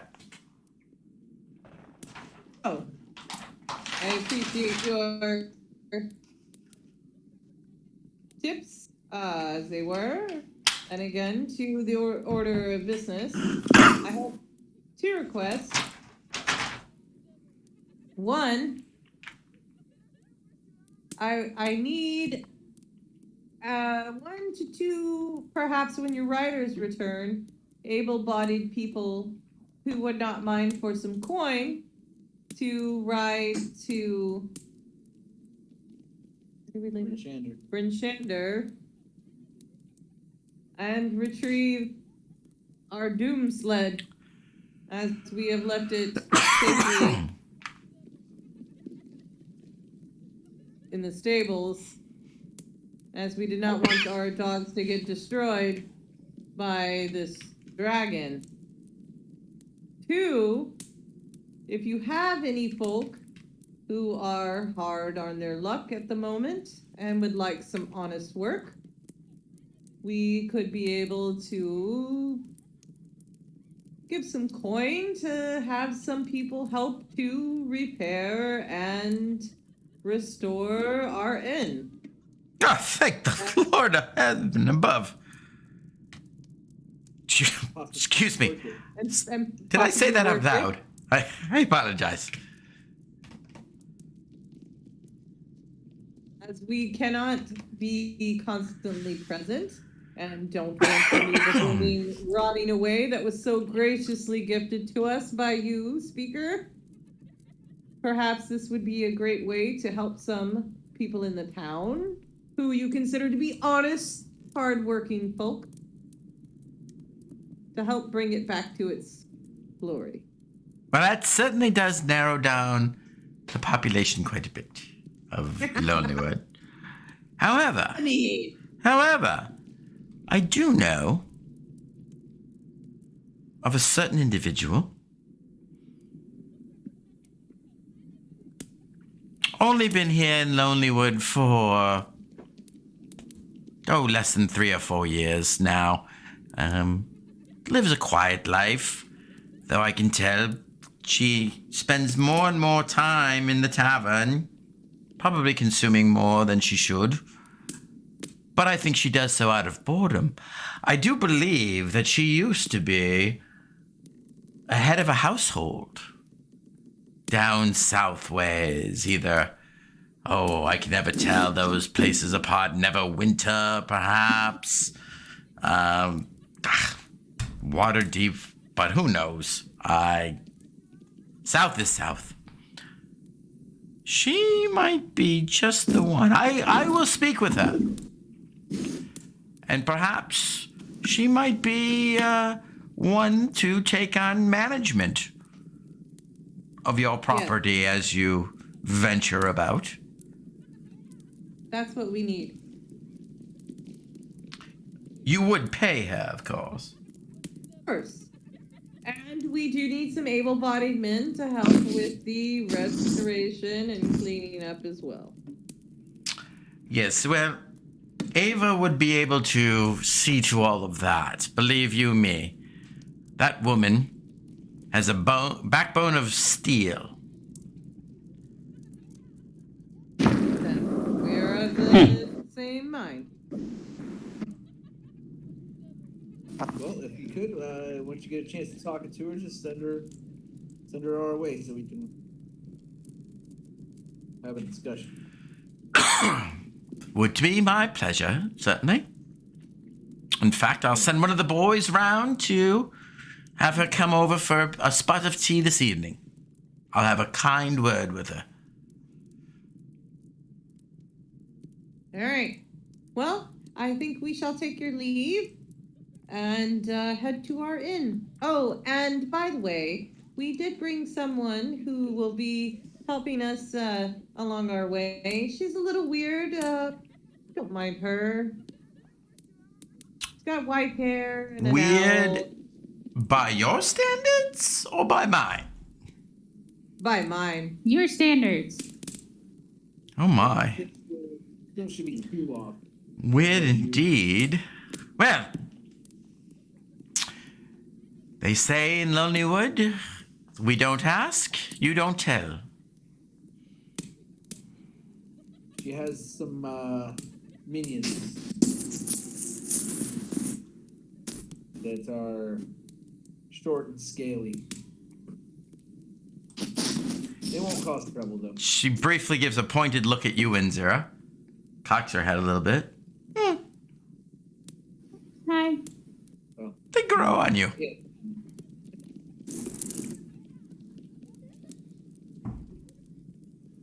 This is true. All right. Good night. Thank you for the bread. I'll send the cookies round to you at the inn, shall I? Yes. Yay! They Thank talked you. quite a bit, so I was looking forward to it. Yes, big lad, I'm going to do a dozen just for you. He doesn't get any. He didn't help kill the dragon. Oh, I killed it, Thank you. says Asha. Well, isn't that nice for you, dear? We all did a little bit of our own part. Yeah, but zing, zing. No? Mhm, Nothing? mhm. Hey, Missed with 2 crossbow bolts and then we need to recruit somebody newer than me, Fireball. so I'm not the rookie anymore. I mean, we've only known each other for Couple I don't know how many days. I can't count. close to a couple weeks. day or two. About a fortnight. You're a Fortnite.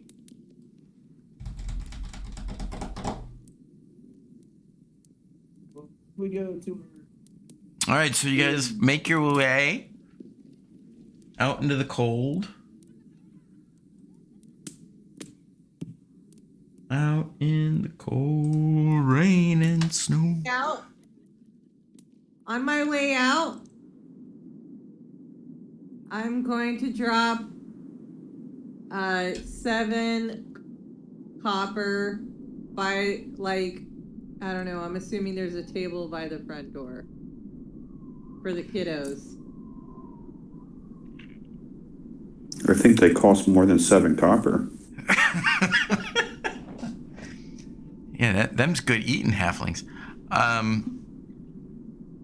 There's not a table. What there is kind of like that mudroomy kind of hook and bench with a bunch Yeah. of boots and all of their winter gear, various diminutive sizes, going like a kind of in a parallel.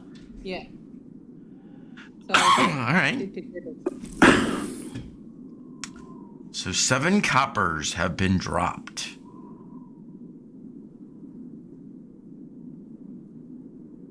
All right, you find yourself out in the middle of the street.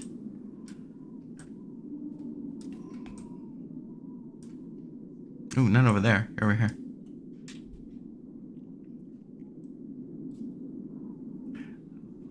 I'm assuming you guys are heading towards the ramshackle. Yep. Yep. Yes. You come around the corner, and you see a couple of sleds parked towards the side of the ramshackle. There's been no care to actually unhook the dogs. The dogs don't seem to care. They're basically in statue mode right now, not moving. But leaning up against what is the front door, smoking on a pipe with her eye patch. Swear to God, even in the distance, you can see the one eye gleaming with malevolent kind of seething anger.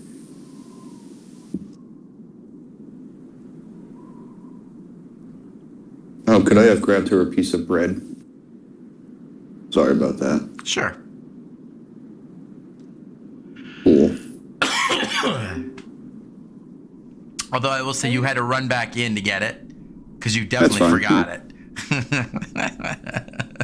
So you had to go back in and say, "Yeah, sorry, we got this bitch." I wouldn't say that. Well, I'm paraphrasing. I would say it. I did. Okay. We have this companion that would like a piece of bread as well.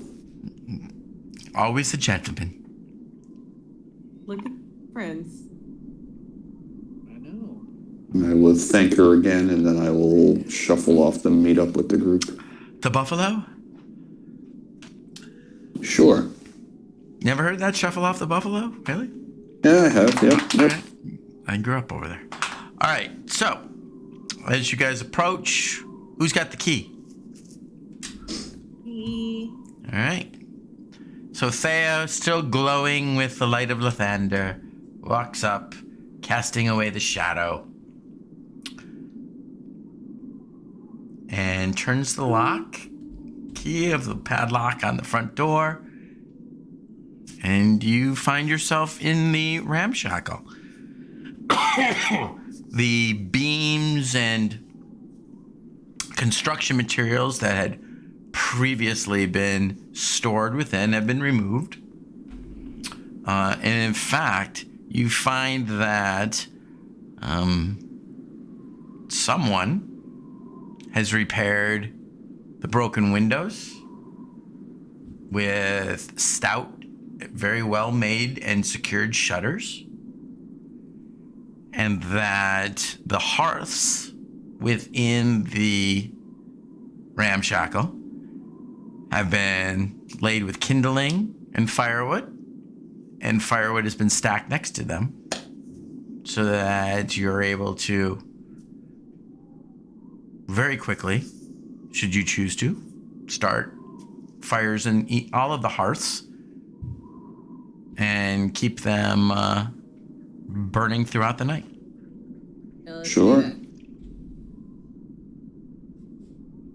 So this is our inn! Isn't it beautiful? As you say that, your words kind of echo back off because there is no furniture anywhere in the place. Yep. But go ahead and give a perception check.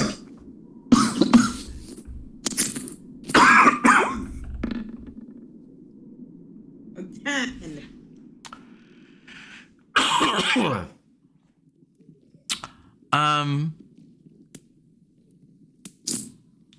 While the all the stuff has been removed and whatnot, it's still kind of clear that there has been, there's no there's no longer dirt on the floors. It looks like a thorough cleaning has also been done to the place. So while it's bare and empty, and parts of it are still run down, doors don't quite fit right as you walk around, and there are stains on the walls and dents where things have been banged into stuff.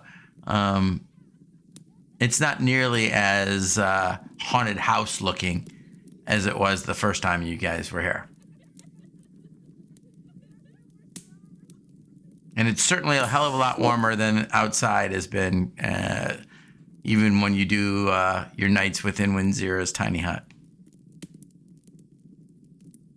Tiny hut, hut, hut, tiny hut. Think!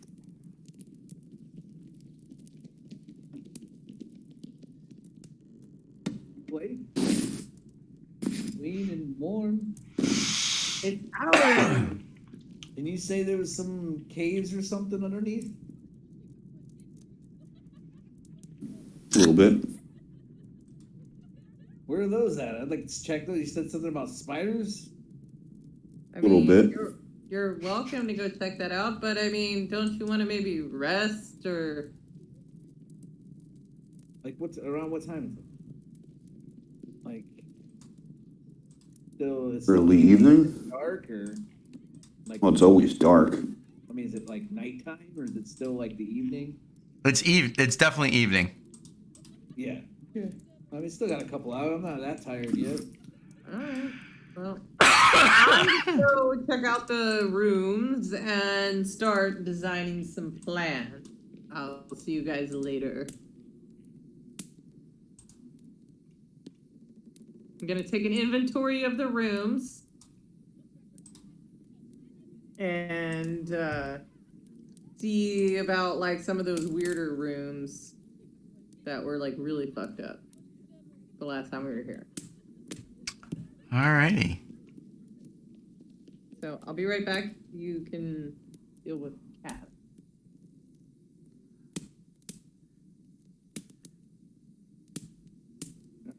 It's one of those moments as a DM where you think you prep.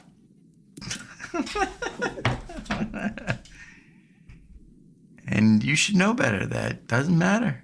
You're never going to know what the fuck your party's going to do. I believe that did we have a floor plan? We did, I think. Thought so too.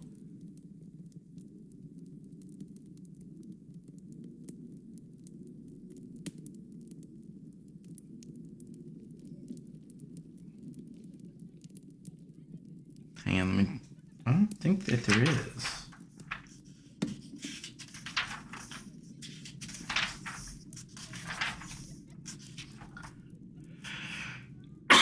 No, I never actually built it out. Oh, yeah. Hang on. Let me make a note.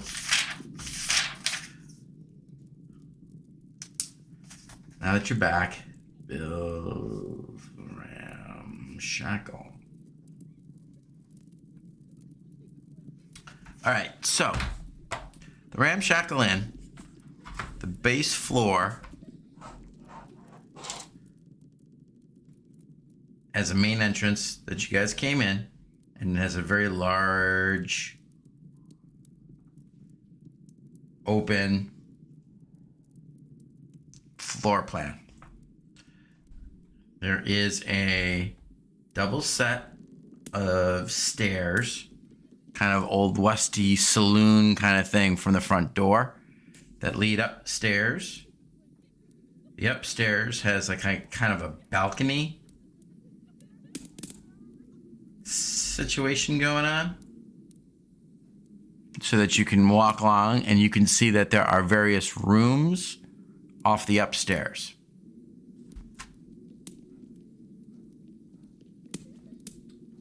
Towards the back,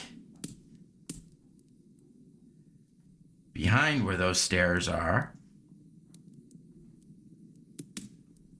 there are doors on either side of this kind of grand staircase thing that lead to a back room. Back rooms on the main floor.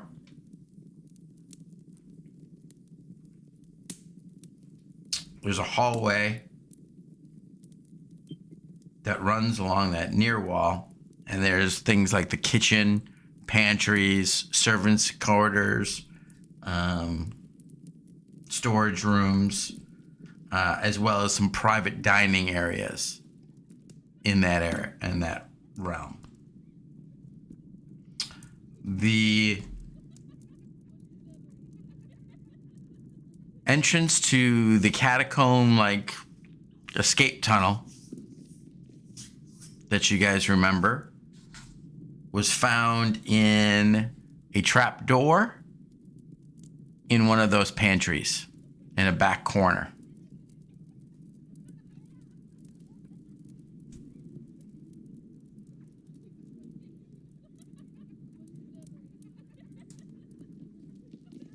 It is a testament that I did not think you guys were coming back here, that I did not build this out. We had a map before because I remember we did because we were exploring the upstairs and that's when we got attacked. Yeah, but I don't think I ever had a map. Yeah, I think it was just kind of, I think it's just something he threw together for the I did a theater of the Yeah. mind type of thing. Because any map that I would have had would still be in the game. It's interesting. I'm seeing some of the stuff that other people did on for it and posted it to Reddit. Remember like an image and there was like the broken out window. Like I remember there being a map image, but maybe I'm crazy. extremely vivid imagination. Yeah, maybe I just. That's how good my imagined it. description was, man. I got some skills. No, there was a map because you also had a map of the actual. I made a map downstairs. of the escape tunnel. I made that No, on the did you- fly in that game when I told you I was taking a bio break. You I don't- also had a map of the downstairs because you had like the wood stacked in the corner and then like the broken window. I swear you had a map. I'm looking swear for you- yeah, I'm halfway picturing that as well. Yeah. Like you did because you like it was there and I then know like it was- because there was somebody hanging from the rafters and you like put that on the map and like I know All at right, some all right. point- Give me a minute.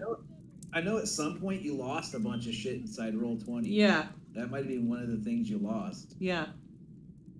a while back. Where a bunch of shit just went gone. Because I mean, I have a good imagination, but not. I don't think I would imagine it inside Roll20. Yeah, I mean, here's the escape tunnel. God, the sun is blowing me up about crap.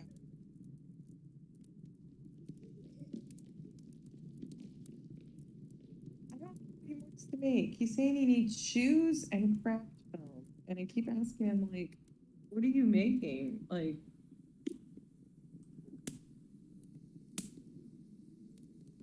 Mickey, Bastion's trying to be you. Why? How? He keeps asking me to buy him random things. Like he bought a bunch of like chain link and wants to like start making chain link bracelets. And then like now he's randomly texting me at 9:57 at night asking me to buy him 2-inch craft foam and some canvas shoes. So I like that kid, man. I like him a lot. yeah, it's pretty cool. This is really weird. No, he's not. I love it. Weird people are the best people. I mean, he's just being crafty. He's not being weird. He won't tell me what he's making. I wouldn't tell my mom either, man. All right. Yeah, I can't find it. It's not in this list of maps. So anyway, I've got some like speaker's house. I'm trying to remember which speaker this was that you guys got in the fight in the middle of Was that the one? Tourmaline, right? Tourmaline. Yeah, We brought the hypnotized kobold in, and there was a fight. That's right. Yeah, that building is no longer. Yeah. So I don't need that map no more. Anyway. Yeah. So I will build that all out and you'll have it all. I'll actually send you guys in chat. That's why I was saying, like, just take my character doing that and then let him go. Oh, no. Listen, it's fun. You guys own this place now. I will build it all out in Incarnate and I'll send it to you. I did a little quick, it's my dirty sketch. Nice. So yeah. And Thea throws a fireball at it, and the end.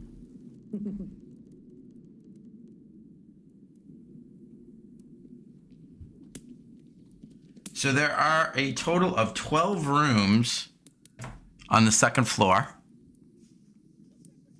All that kind of come out on this balcony that look down into the main common room. On the main floor, back behind the the staircase and into this hallway. There are 2 private dining rooms, a kitchen, flanked by pantries on either side, and then there are 1, 2, 3, 4 on either side of the building. 4 more bedrooms that are a lot more private.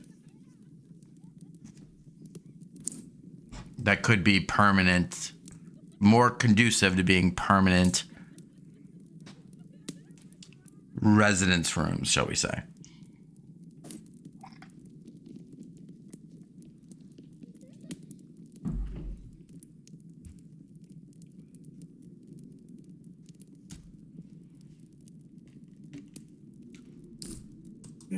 Well, Kaz is gonna check out the caves, the root thing where the spiders were and all that. All right. And he wants to scope out a good spot in there that he could build a forge.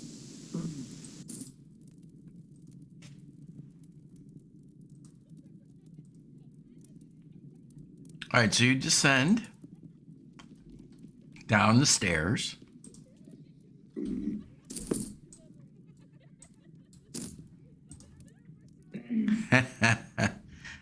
As I'm deleting Hendrik from the map.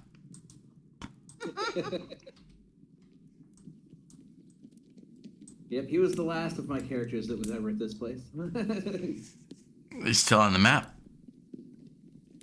Isn't that where he died? No, he died there.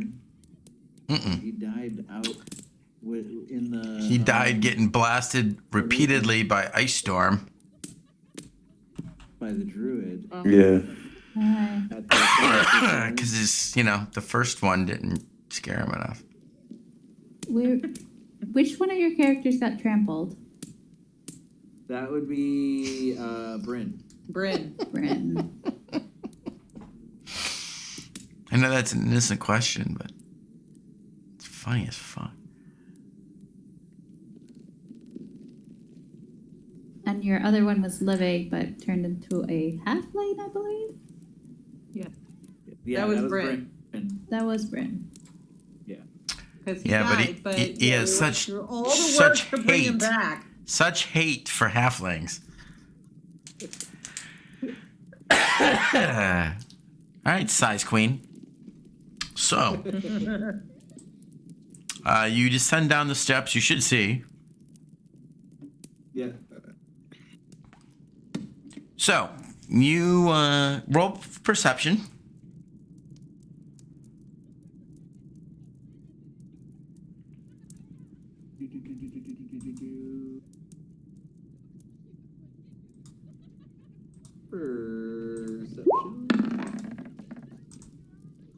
14. With your dark, actually, you need to roll that at disadvantage. Excuse me. So roll one more, because it's pitch black down there.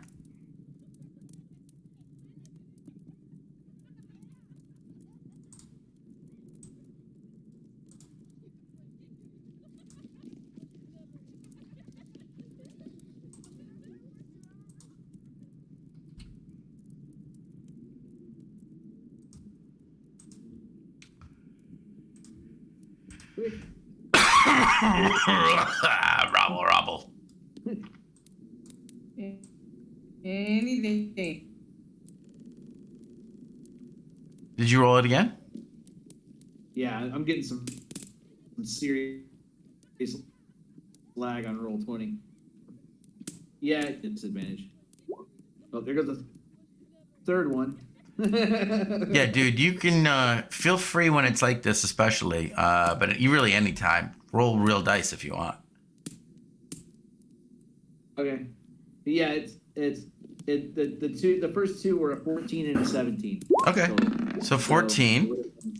Yeah, so coming down, I mean, you can see that the walls here are kind of curved. Parts of it look like they're natural formation. Other parts almost look like they've been, worn down by the passage of something rubbing up against them. The ceiling, as you proceed through, is only about 8 feet high. So it's very close to your own head level. You being used to the outside and the open sky and whatnot of your race, it's slightly claustrophobic for you in here. Especially with, you're not being able to see quite as well and normally as you can. Because you're not used to complete, utter darkness. You usually you've grown accustomed to there being some little bit of light around that helps you out. Yeah. But with your stupid amount of dark vision, which you're not getting on the... Are you getting? Can you see on the map? Hang on. Let me see what you can see. Yeah. Yeah, I forgot. Oh, yeah, you can see all kinds of You shit. can. I can see just fine. All right, there, Snappy. You can see that there's although is good. You see that there's that path, that divergence, right? That split fork, if you will, in the tunnel. And as far as you can see, there is... Because, Jesus, your freaking thing is long. You can see something going across both of those tunnels. You see something going across both of the tunnels? Yeah, you can see your vision is long, but it's narrow. Needle-like. Not touching the walls, if you will.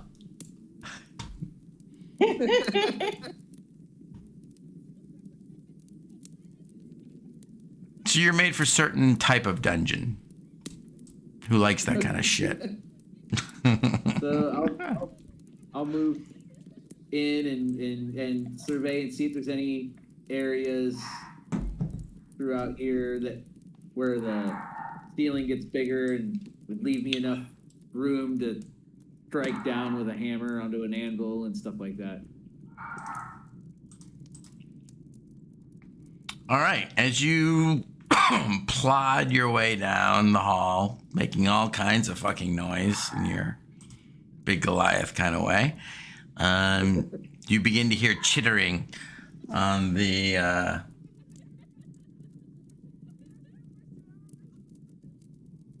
coming from both of those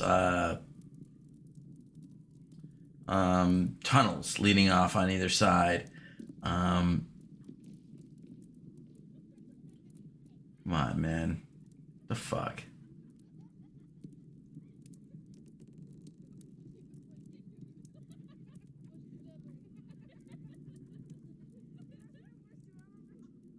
This is so fucking annoying.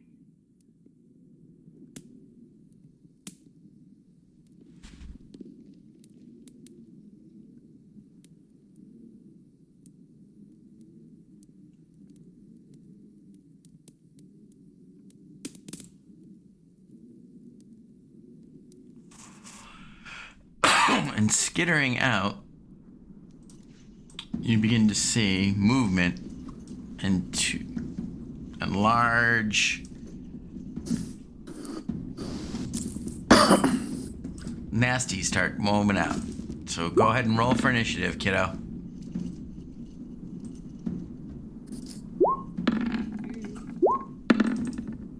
Get the legs, come on, yay. I got 8.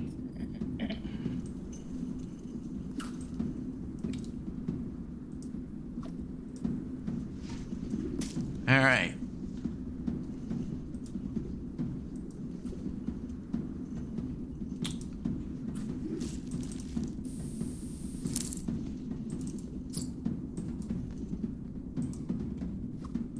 It's like those unprepared for. This spider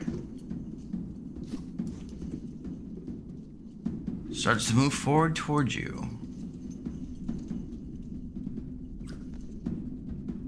Actually, what it does is it moves against the wall, climbs up onto the ceiling,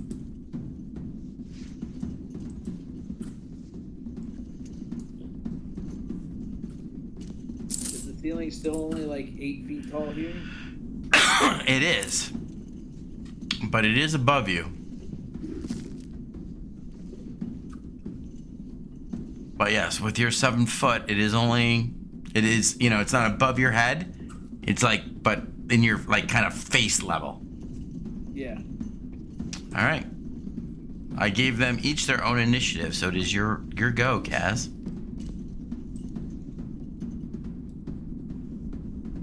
And what do these things look like?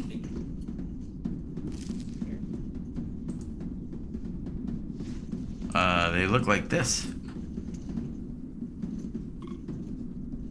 Okay, so they are spiders then. Okay. What? I thought they cleared these fucking spiders out of here. At least that's what they told me. How long ago was that? I don't know. Maybe you should have asked. Well, time to clear some more spiders. So I will. 20. I'll walk right up to this spider and whack him with my axe.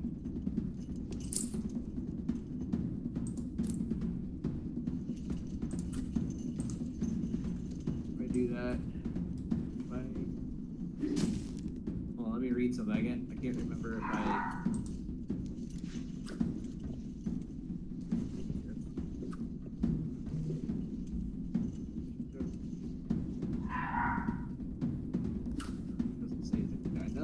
Something with my giant smite where there's not enough room, something happens. I just can't remember what it is.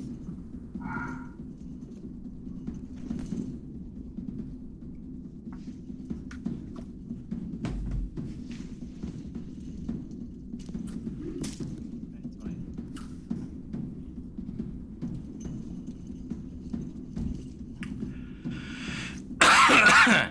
Hey, Min-Max, you're in solo combat. Fucking move it along. Sorry. Just roll the fucking dice. So I'll hit CR challenge 1 for fuck's sake. Roll the dice. You're 6th level. Hits. 16 points of damage. It's looking rough. You slice off 2 of its legs, for Christ's sake. Ouch. Hits. Oh, you slice off 2 more legs. It is literally balancing on 3 legs right now. He's tripoding, for fuck's sake.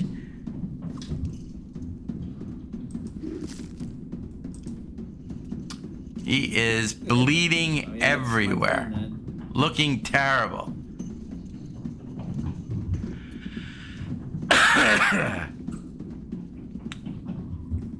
What else you got? Anything? That's it.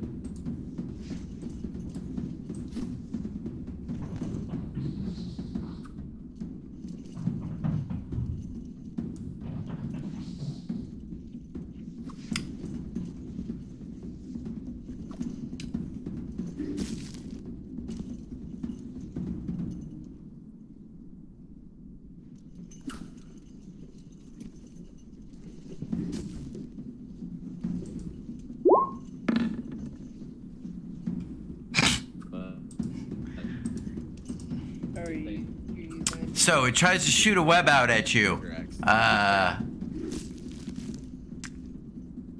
And apparently you're not a big enough target. And its webbing shoots well past and beyond you. ending its turn. This giant spider up on the ceiling will also try to web you. Jesus Christ. Nope. And decides, fuck this, I'm running away. So go ahead and take your opportunity attack.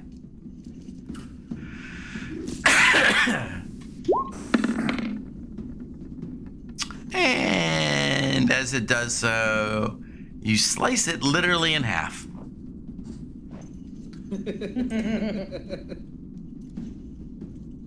All right, Kaz, you got. Yep. Do the thing.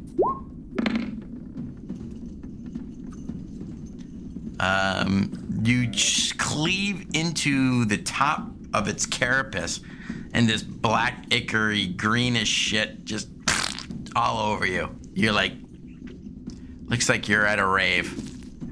And you got slimed.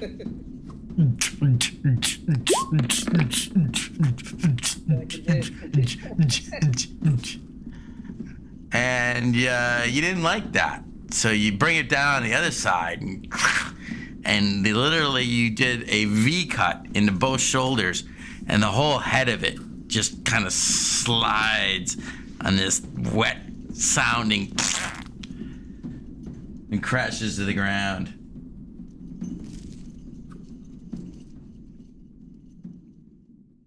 That's it.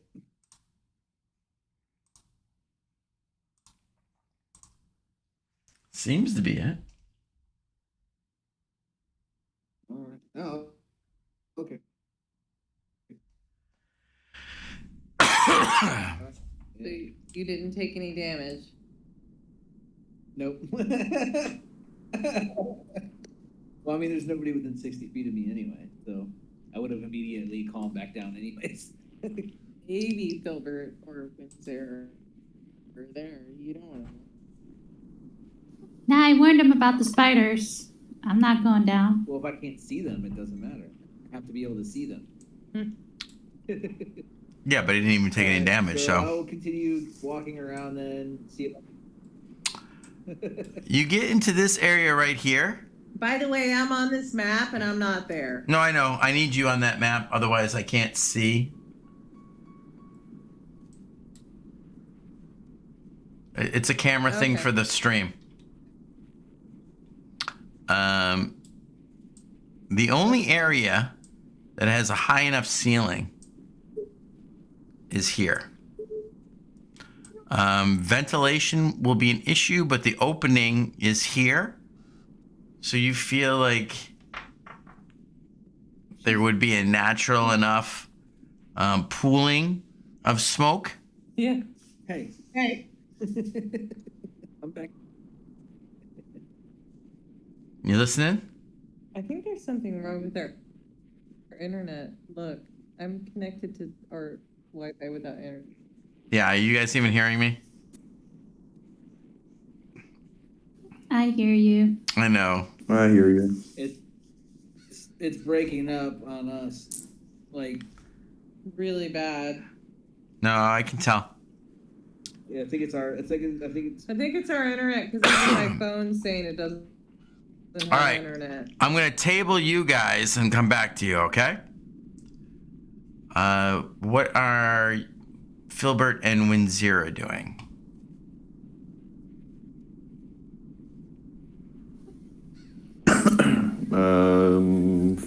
Filbert probably wasn't doing much other than lounging around. Did you pick a room? Sure. Yeah, both, we'll say Ashala and Brendan went and found adjoining rooms on one side of the place. And immediately retreated to close doors. Filbert, you find a room. Are you looking for one on the ground floor or one for upstairs? I guess upstairs. Okay. The upstairs rooms are not large. They're only about 8 foot by 8 foot square. So kind of small. The one that you do find one that does have an older but still workable bed. It doesn't have a full hearth, but it has a small stove with kindling stacked next to it. So you're able to get a fire going in the stove. And because of the smallness of the room, and probably by design, the space heats up rather quickly. And it gets pretty comfortable pretty quickly. You have certainly slept in worse places recently.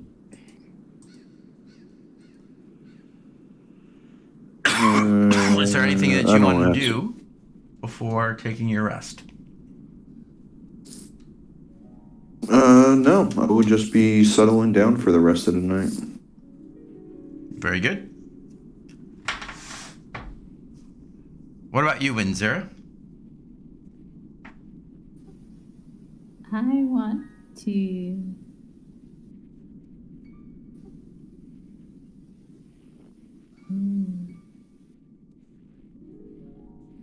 I want to go up to the attic. The attic's mine. It's all mine.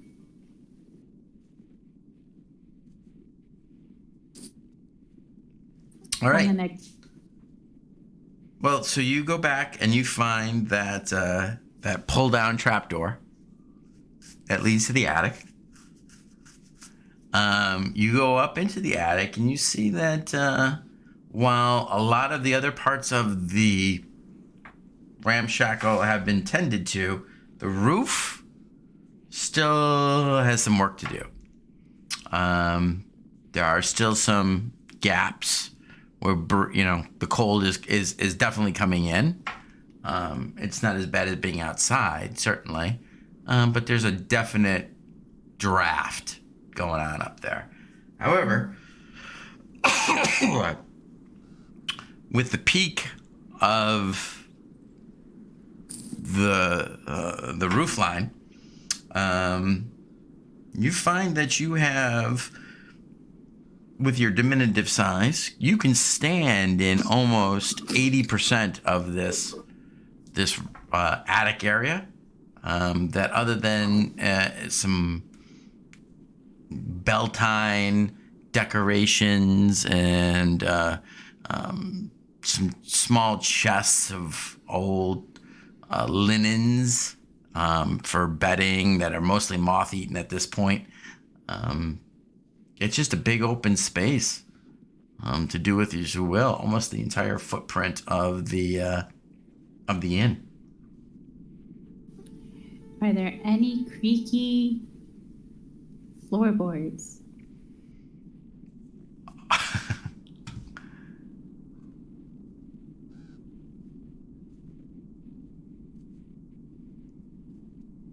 Oh, you gotta be fucking kidding me.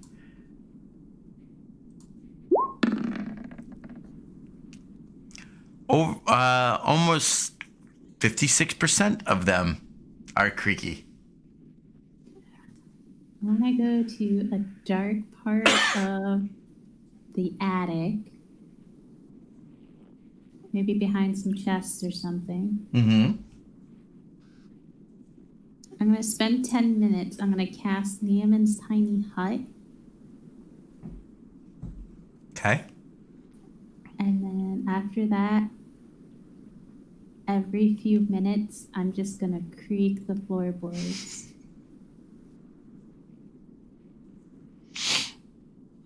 In various spots? Yes. I mean, literally more than half of those boards, when you walk on them, creak. So, literally, you could play it like an instrument by walking in different aspects of it. All right. So you begin to walk around and make the floorboards creak for those. And those on the second floor, in those rooms, your new party members who have retreated off with themselves definitely are hearing it.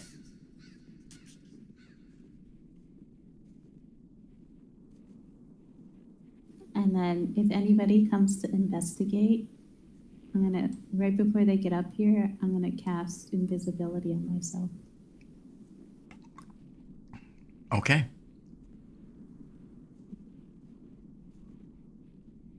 And have some fun.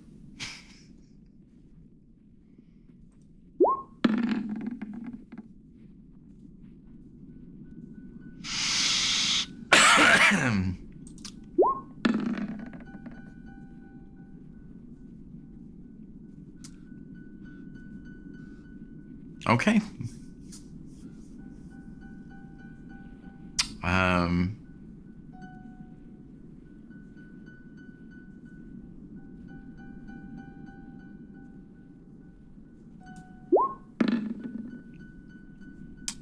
It doesn't take long before you hear the sound of the staircase being pulled down and feet very lightly. Hang on. Let's roll that back just a sec.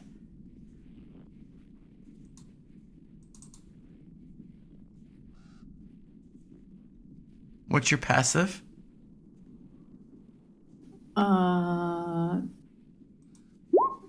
11. Roll perception.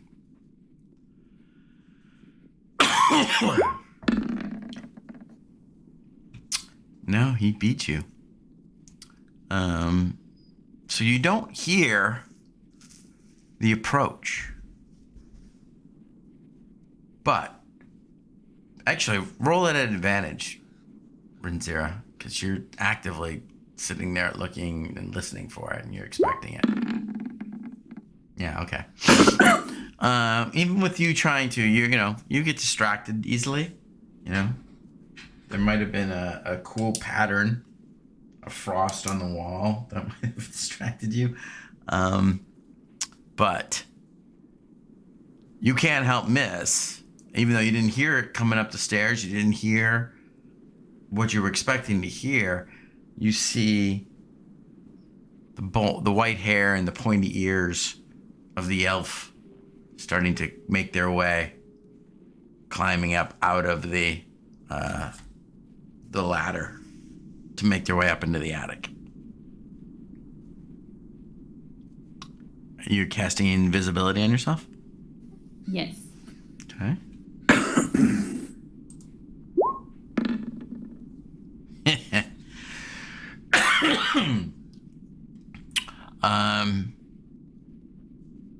So you see Brendan now starting to kind of look around, and every time he takes a step,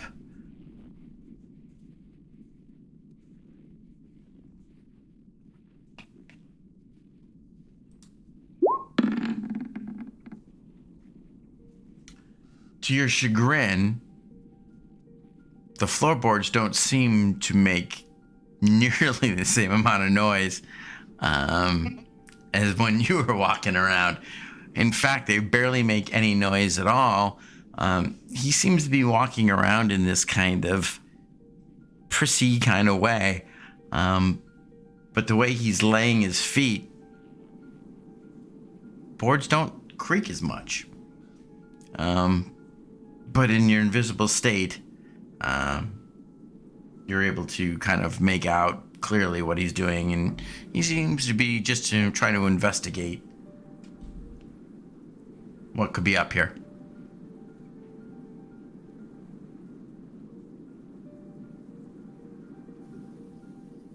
I'm just gonna walk around making as much creaking noises, sometimes slow, like they're running at him, sometimes fast, slow, skipping, all kinds of things.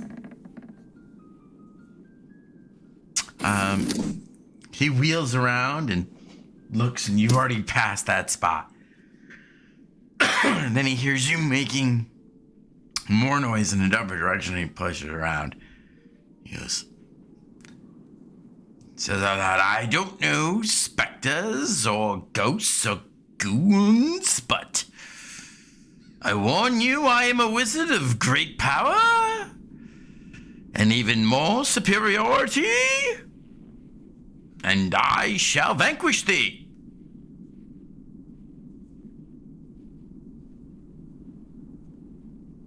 I'm gonna try to disguise my voice. Be like, beware, beware, doom shall come upon thee.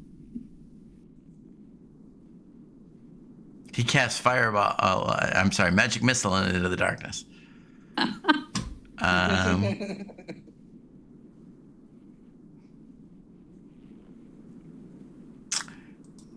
Wow, David, you'll appreciate this. Okay. I am going to roll a morale check.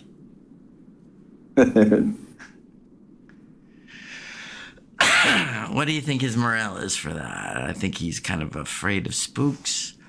We're going to say 60%. Oh, so hearing that, he kind of lets out a little eep. Roll perception real quick, Windsor. At advantage, because you're like looking right at him, focused on him. Oh, yeah, you definitely... You don't see it so much as you catch the smell of urine as he runs out of the room with a little eep. Very girlish, very elvish.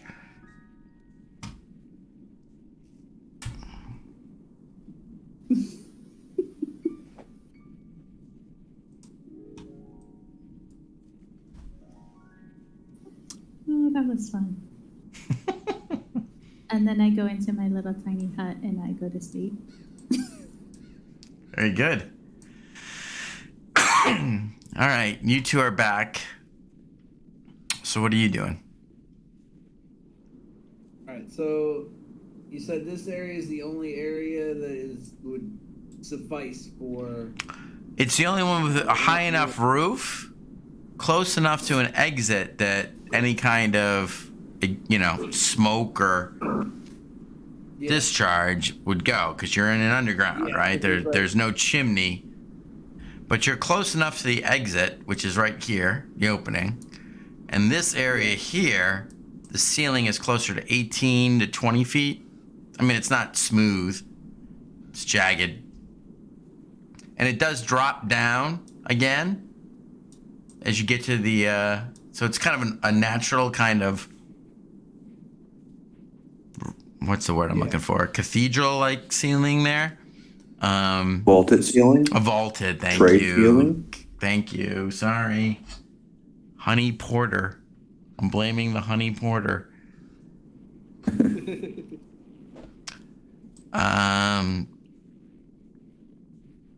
So it's going to capture a bunch until it gets to, once again, be about 10 feet. But it's peaked even on that, It's a natural cave. You've seen them. So, I mean, you can get away with this. It's not ideal. But certainly, you can look where the smoke shouldn't get too bad.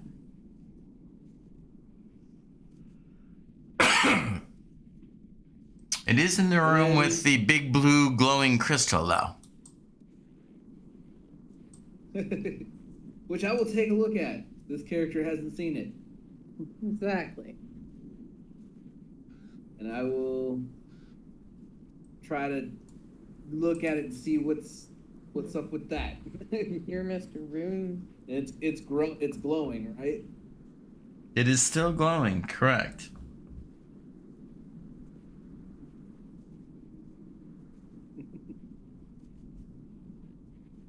Well, yeah, I will take a look at it. Check it out. Do I have to tell you to roll the perception? Come on. No. 15. So it looks to be a natural structure, natural crystalline formation, although very large.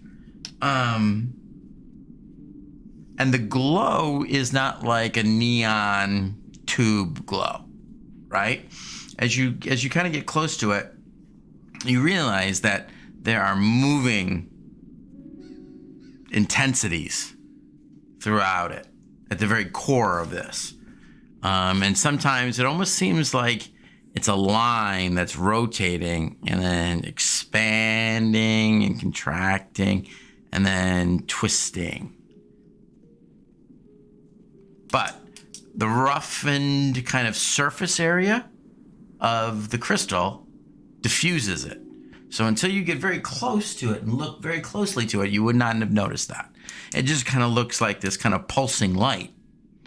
But as you got close to it and really looked into it, you can see that there's this kind of phasing in and out, but twists as it does.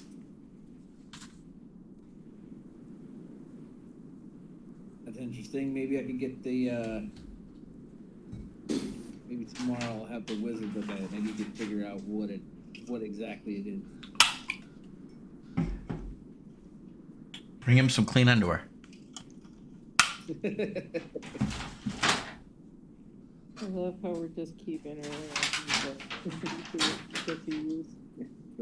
He's the whipping boy. Yeah.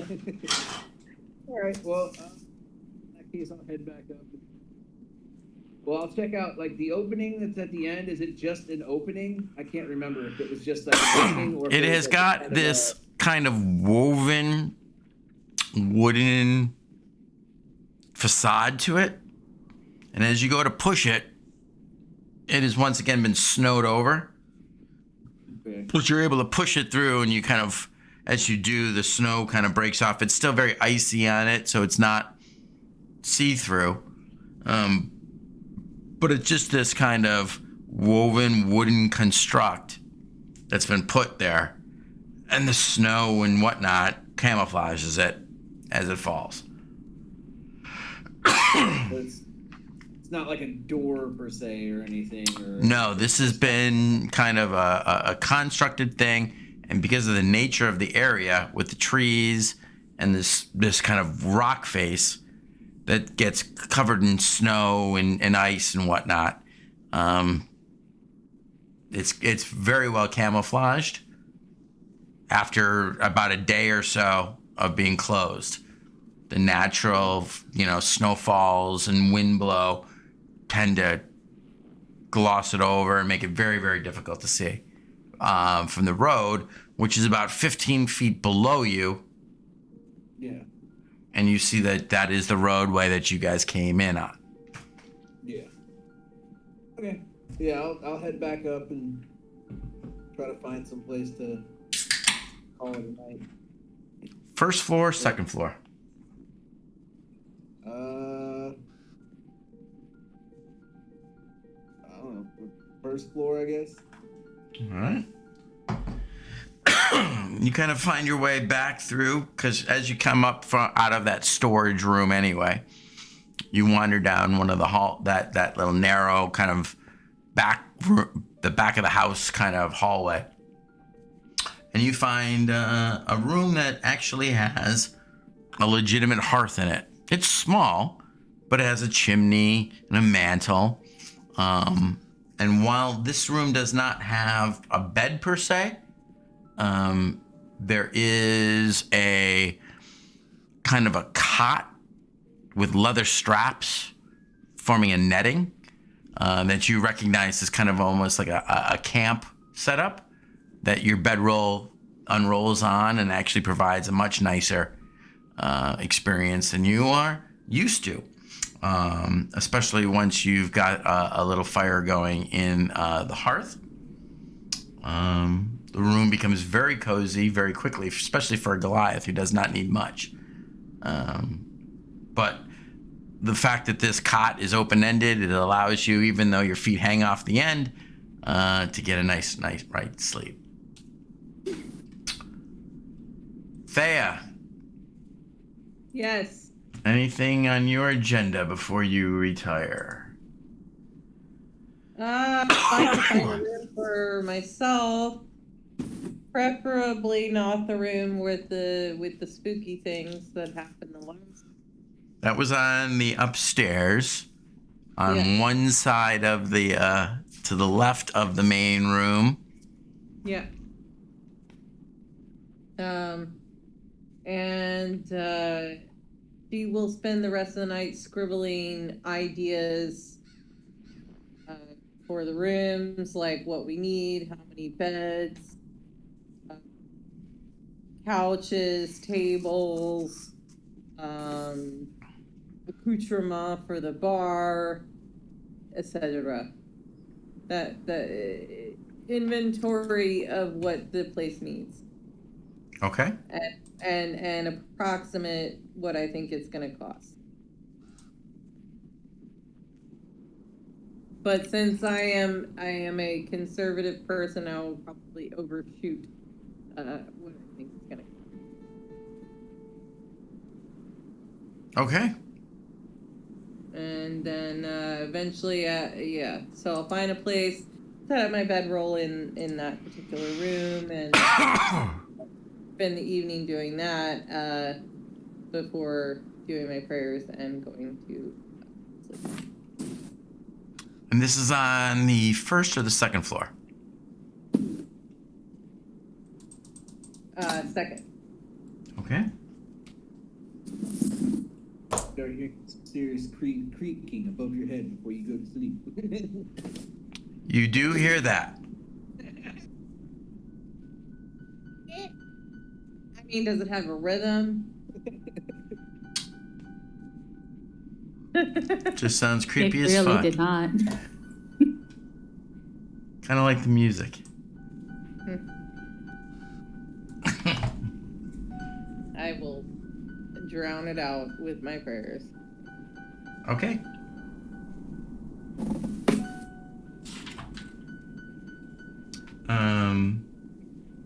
Elaine took her and her kobolds and actually went straight ahead into one of the rooms that was probably used as a dining hall and just set up camp in there off the main floor.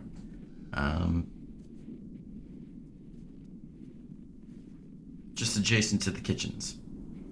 So.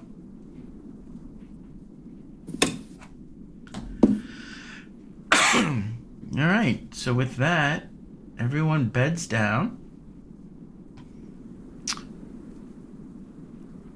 And finds themselves in the most unlikely place after half of 10 towns is wiped out. Yeah, we'll spend the night at the Ramshackle. Hey, I mean, we own it. And here you are, heroes of 10 towns, sleeping roughshod in a dilapidated inn in Lonelywood. And that is where we will leave it for the night. And who could have possibly guessed that is where we would be tonight? After 45 sessions of Icewind Dale. I think that's fucking brilliant. That Sims. It was the cookies. The cookies did it. Cookies what brought you back. Yep. You gotta, as a DM, you gotta be careful of your throwaways, man. That's what always gets latched onto.